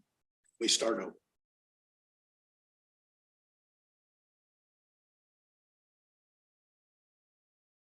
Thank you. Is water and sewer broke out on that? Yep.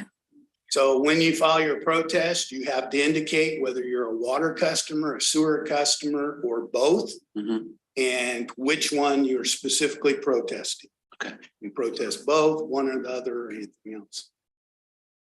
Thank you.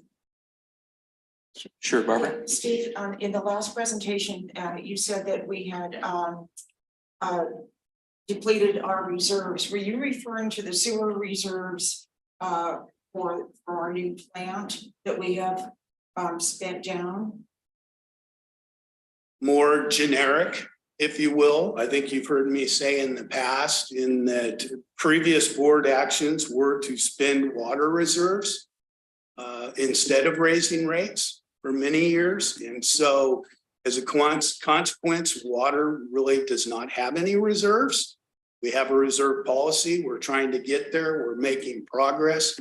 But the real distinction was for us to get $8.5 million of funding grants from USDA, we put up $9 million of our sewer reserves.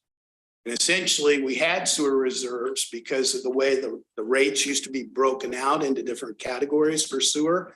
And the fact that all our CIP was being directed at water and not sewer. And water had actually spent sewer funds for that, which were repaid to sewer. So as it stands right now, we don't have reserves to pull from instead of doing this rate increase. So this rate increase would help that going further. And it's just not prudent not to have established reserves going forward. That's where we're at right now. Okay, if there's no more comments, we'll go ahead and open it to public comment. All right, we'll open the public comment section of the meeting. Steve, microphone, that's low coverage.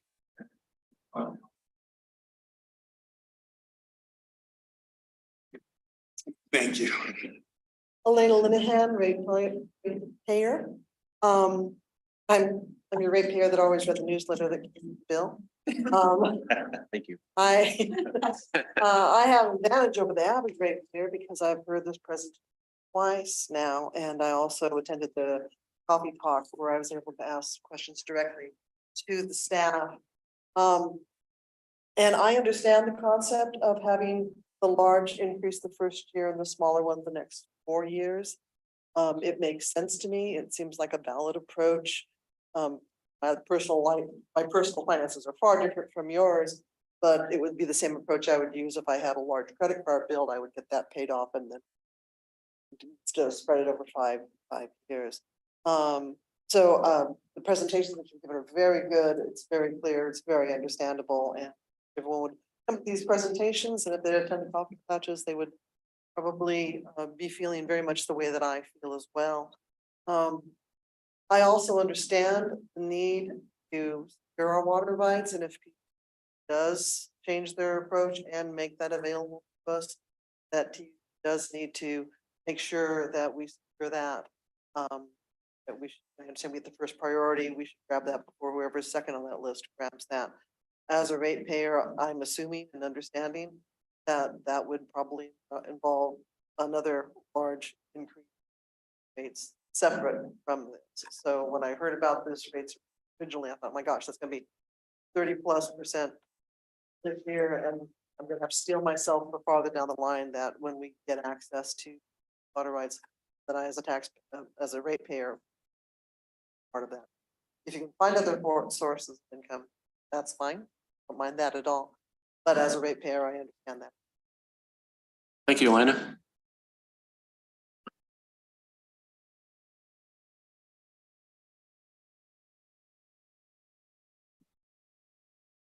Sasha Farkas, President of Tuolumne County Farm Bureau.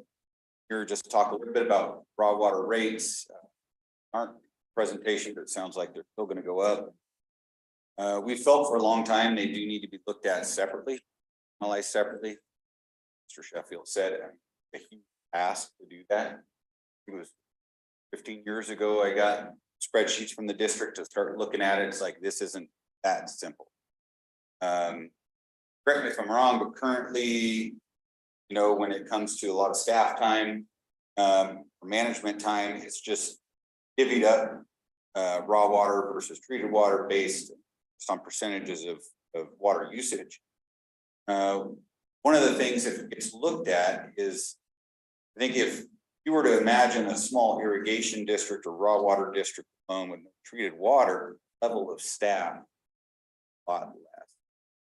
Here we have staff members in the room. You wouldn't have that if it was real small, a raw water ditch district. So I think, so I understand the simplicity of using percentages to allocate a lot of costs. However, I think the actual cost of delivering the raw water would be a huge task to truly figure out what it is, but I think it'd be the right way to do it over the long term for the users. I know back in 15, I guess, when they did the rating, it was a huge hit ag customers.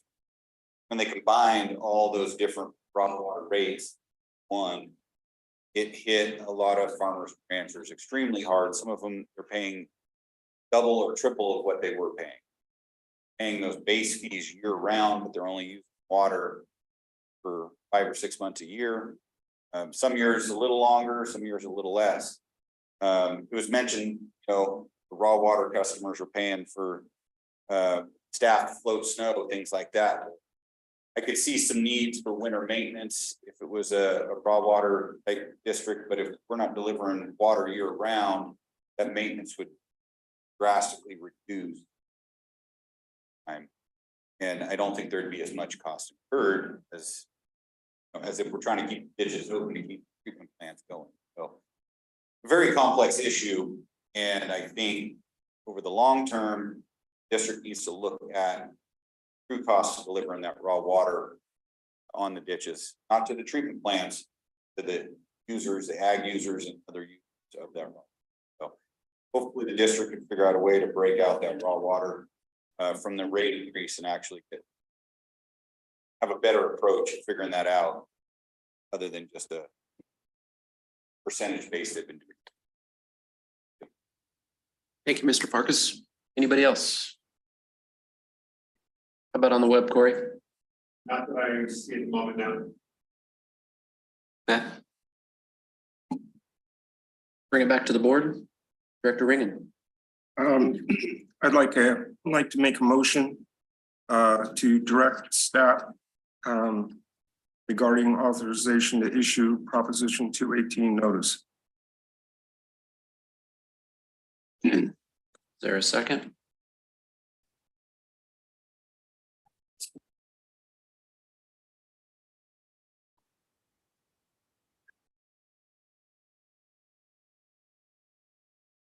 Well, I guess there isn't a second.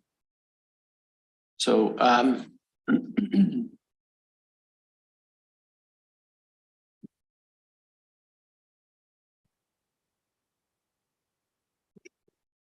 sure, go ahead.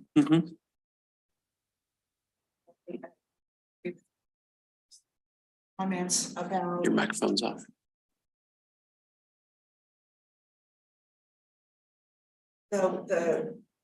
We will find a way for PG&E.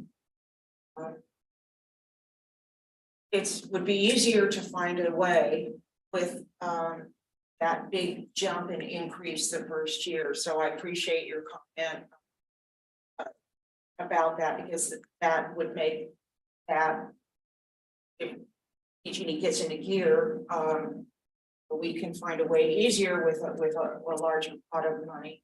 However, I do feel strongly about amending the motion to include at some point an outside entity to conduct a rate comparison study on our raw water at some point, or at least have some more direction to focus ourselves on that. Whether we decide to do this or not, at least we can have a robust discussion on, as Sasha was saying, how to divide it up a little, equally. So I would like to,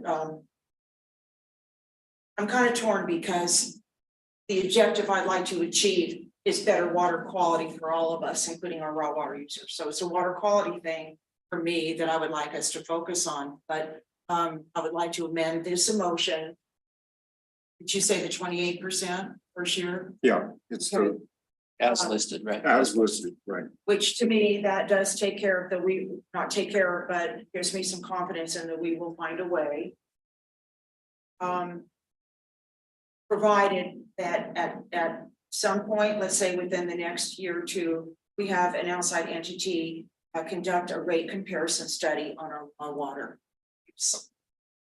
I got a question real quick. Point of motion going on, Director Ringen's motion was not seconded. So it fades away. Director Balin, your motion would actually be a primary motion that needs seconded. That's for, just for That's clarification. correct. Okay. So you want to make a new motion? So yours is actually the motion, is what I'm saying. So Well, first of all, we have to declare that Director Ringen's motion died for lack of second. And then now if you're making it, are you making a new motion, Director Balin? Yeah, I'll make a new motion. Okay. All right. So I move that we approve the 28% rating. What are we doing? We're saying okay to the Prop 13 notice. Prop 218, pardon me. Huh? 218. Oh, is it? Okay. Oh, Different kind of rates. There, and then you just amend it as you. I move to authorize district staff to mail the Prop 218 notice to its water sewer customers with the amendment that we discuss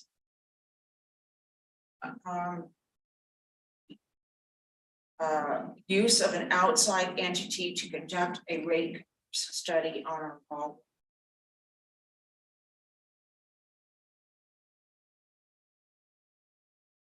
I got a question, procedural question. Can we discuss this prior to a second, or do we have to have a second before we can discuss it?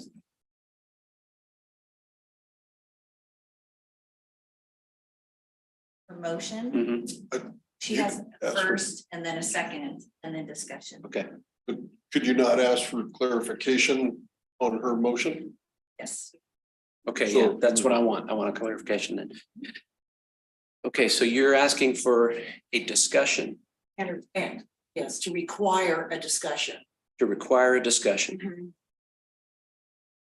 for the feasibility of an outside consultant to take a look at this? Well, Steve Can you already can said you we read didn't it have the back? money for it. Yeah, can you read it back? Read back her motion, Melissa? So she authorizes staff to issue the Prop 218 notice. And pardon me, I have little bits and pieces I'll put together. And then she wants a discussion for the rate comparison study on raw water. And I had in the next 1 to 2 years using an outside entity. A little bit, but Okay, so you're asking for a discussion on it. I'm a little queasy about Yeah, I'm. putting us on the hook to spend that kind of money that Steve was talking about, but if you're just talking about a discussion, I'm okay with that. Right, and I did switch horses in the middle. I had prepared the word require, but here it is. How do we get a study, or at least really have a robust discussion about it, just that this is a board direction, that we want this without attaching an amendment? It will just die in committee once this rate increase goes through.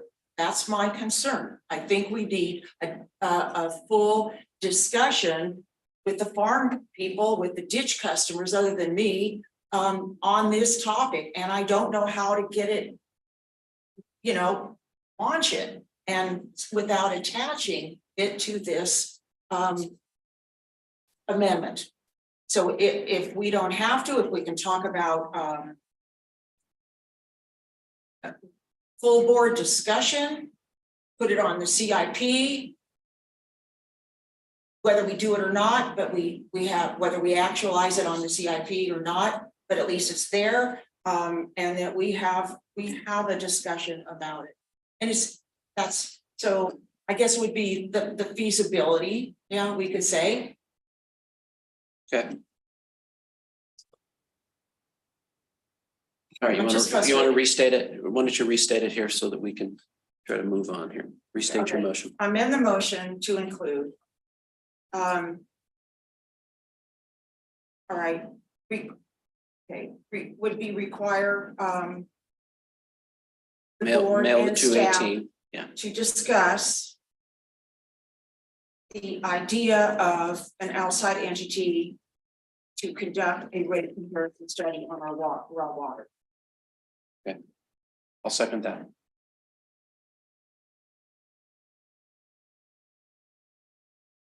So then. Any open for discussion? Discussion. Yeah. But, question would be, does that table a rate increase at this point in time on the raw water customer? As far as, is that the raw water customers are currently under this Proposition 218 process looking at a increase in their rates? Does that suspend or stop at the current time a rate increase on the raw water customer? Yes. Steve. Just to clarify, Anthony, Jesse's, I think you separate it plastic.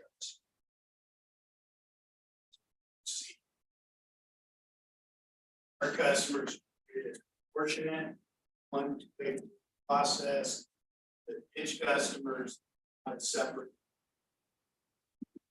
It has proposed, and that's not charged.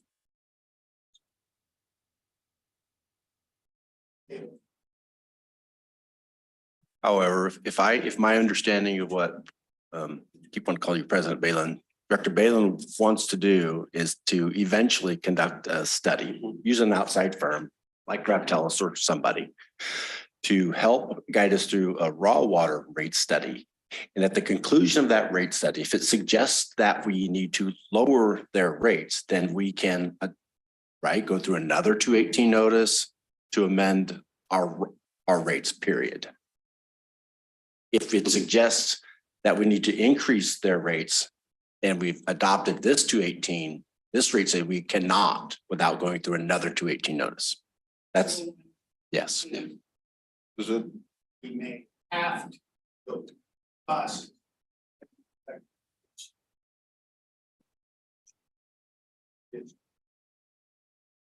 And pretty.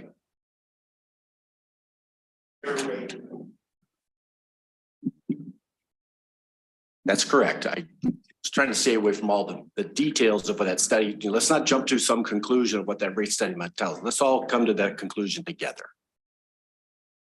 In a real bona fide study. Does that answer your question, Director Boatwright? Sort of, but I'm not seeing how that doesn't actually break out raw water customers from. It doesn't. Oh. The way I understand it. In other words, I will pay that amount. Mhm. every month. It will go up from from $40 to a month. It's every 2 months. So it's right now it's $70 every 2 months. So I think it's gonna go up. Correct me if I'm $10 a month. So that was 80 or not. You're gonna go up to 88. I use it part of the year. I pay year round that amount. And you know, that's correct. So I will be part of that rating. My line will go.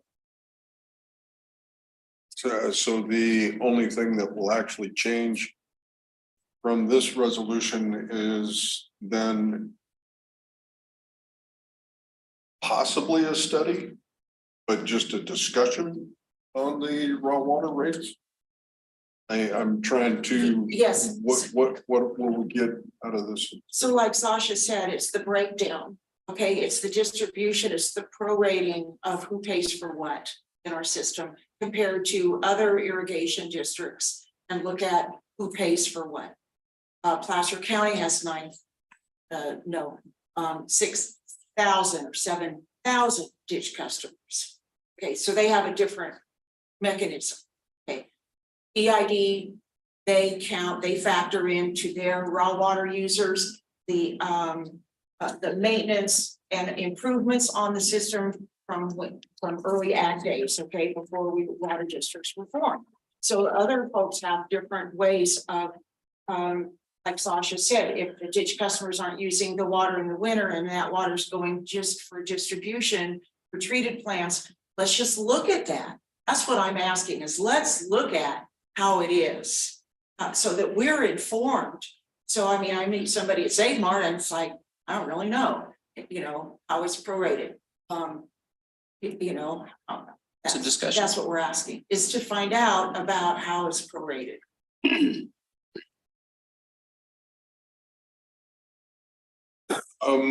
You know, as we are in discussion,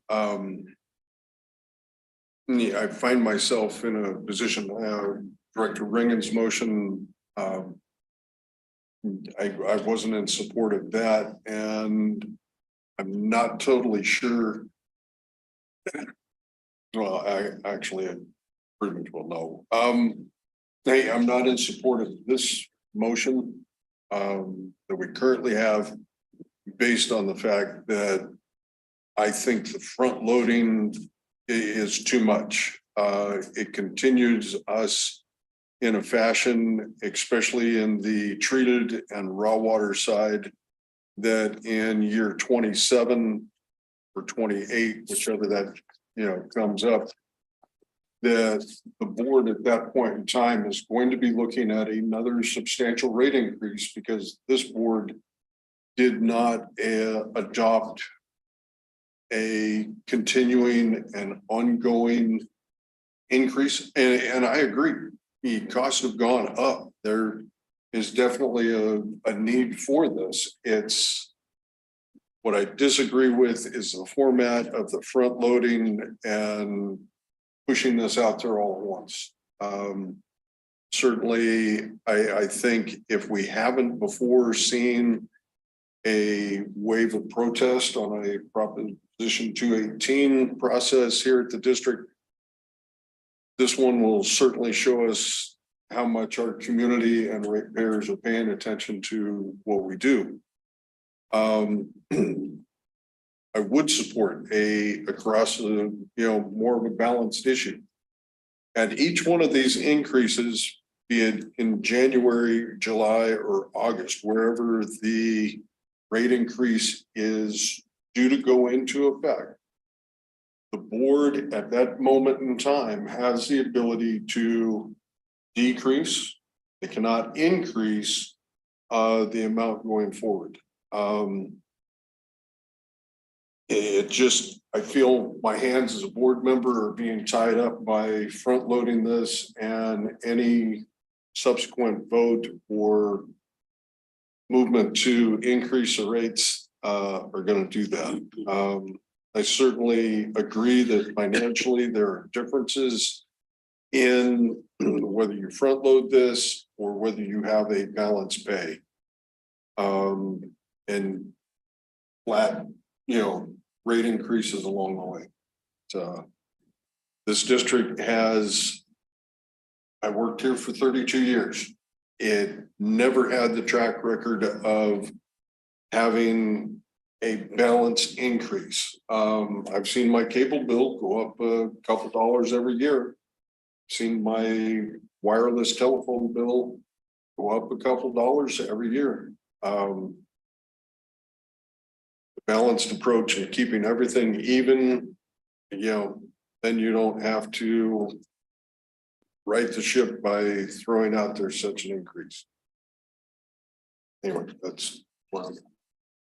I got a response there, Director Boatright, and I agree with you on your analogy with cable and PG&E and other bills.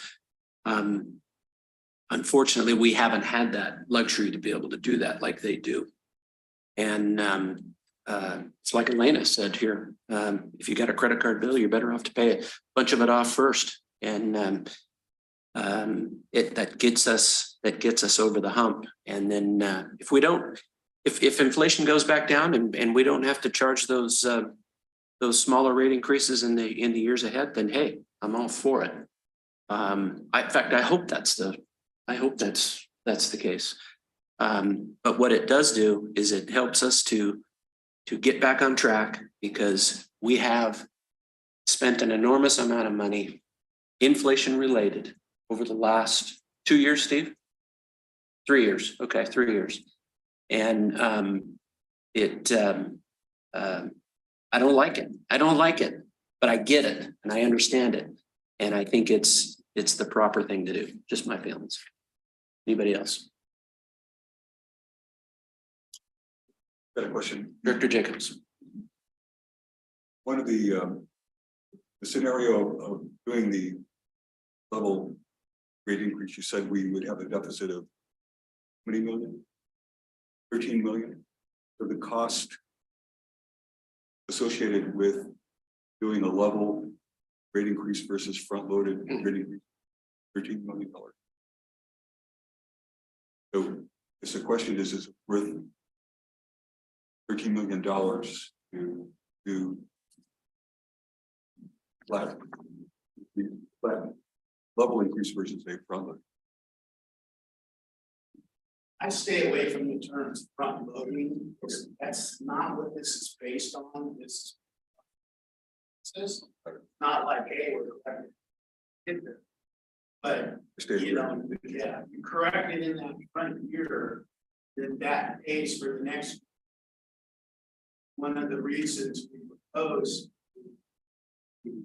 big increase first year is if we lose that 13 million even, where does that come out of? What do we not do? Good enough. Catch that. I think if the public understands the logic behind doing a large increase the first year, the cost associated with flattening it, the $13 million expense, yeah, that would resonate. And in hindsight, I wish we'd gone ahead with our rate study in 2020. At the time, with COVID and everything else, we said we just can't do this ever. And it'd be lovely, like PUCs, they tend to just go cost of living increase based on the CPI. The CPI comes out at 6.8%. We turn that in, and that's what everybody gets. But we didn't have that luxury, and we didn't do that for the past 3 years. So, and historically, this district, as Director Boatwright was referring to, this 2015 was the first time we ever had 5 consecutive rate increases. We've proposed them, but then we've canceled them, or we've got new board members or whatever. So we've gone flat and spent reserves, and we had a big increase, went up for a year or two, then we went flat again.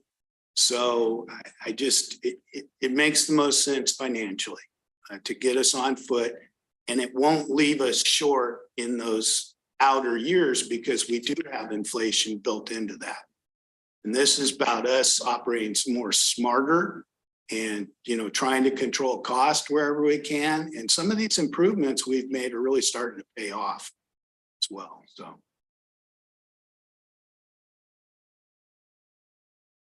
Any more discussion? Okay, well, we have a motion and a second. Do we need it reread or do we all understand it? We understand. Okay. All right, then, all those in favor? Yes. Aye. Opposed? Nope. Okay, motion passes 4-1. Director Boatright was a no vote.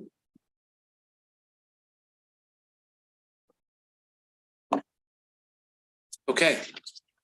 That being our only order of business. One thing I would like to do real quick, I didn't do it early on like I wanted to, but we have a new board member, Director Jacobs. Congratulations. And looking forward to working with you. And it's nice to have 5 people back on the board again. Okay. All right, with that, we'll go ahead and adjourn the meeting. Thank you.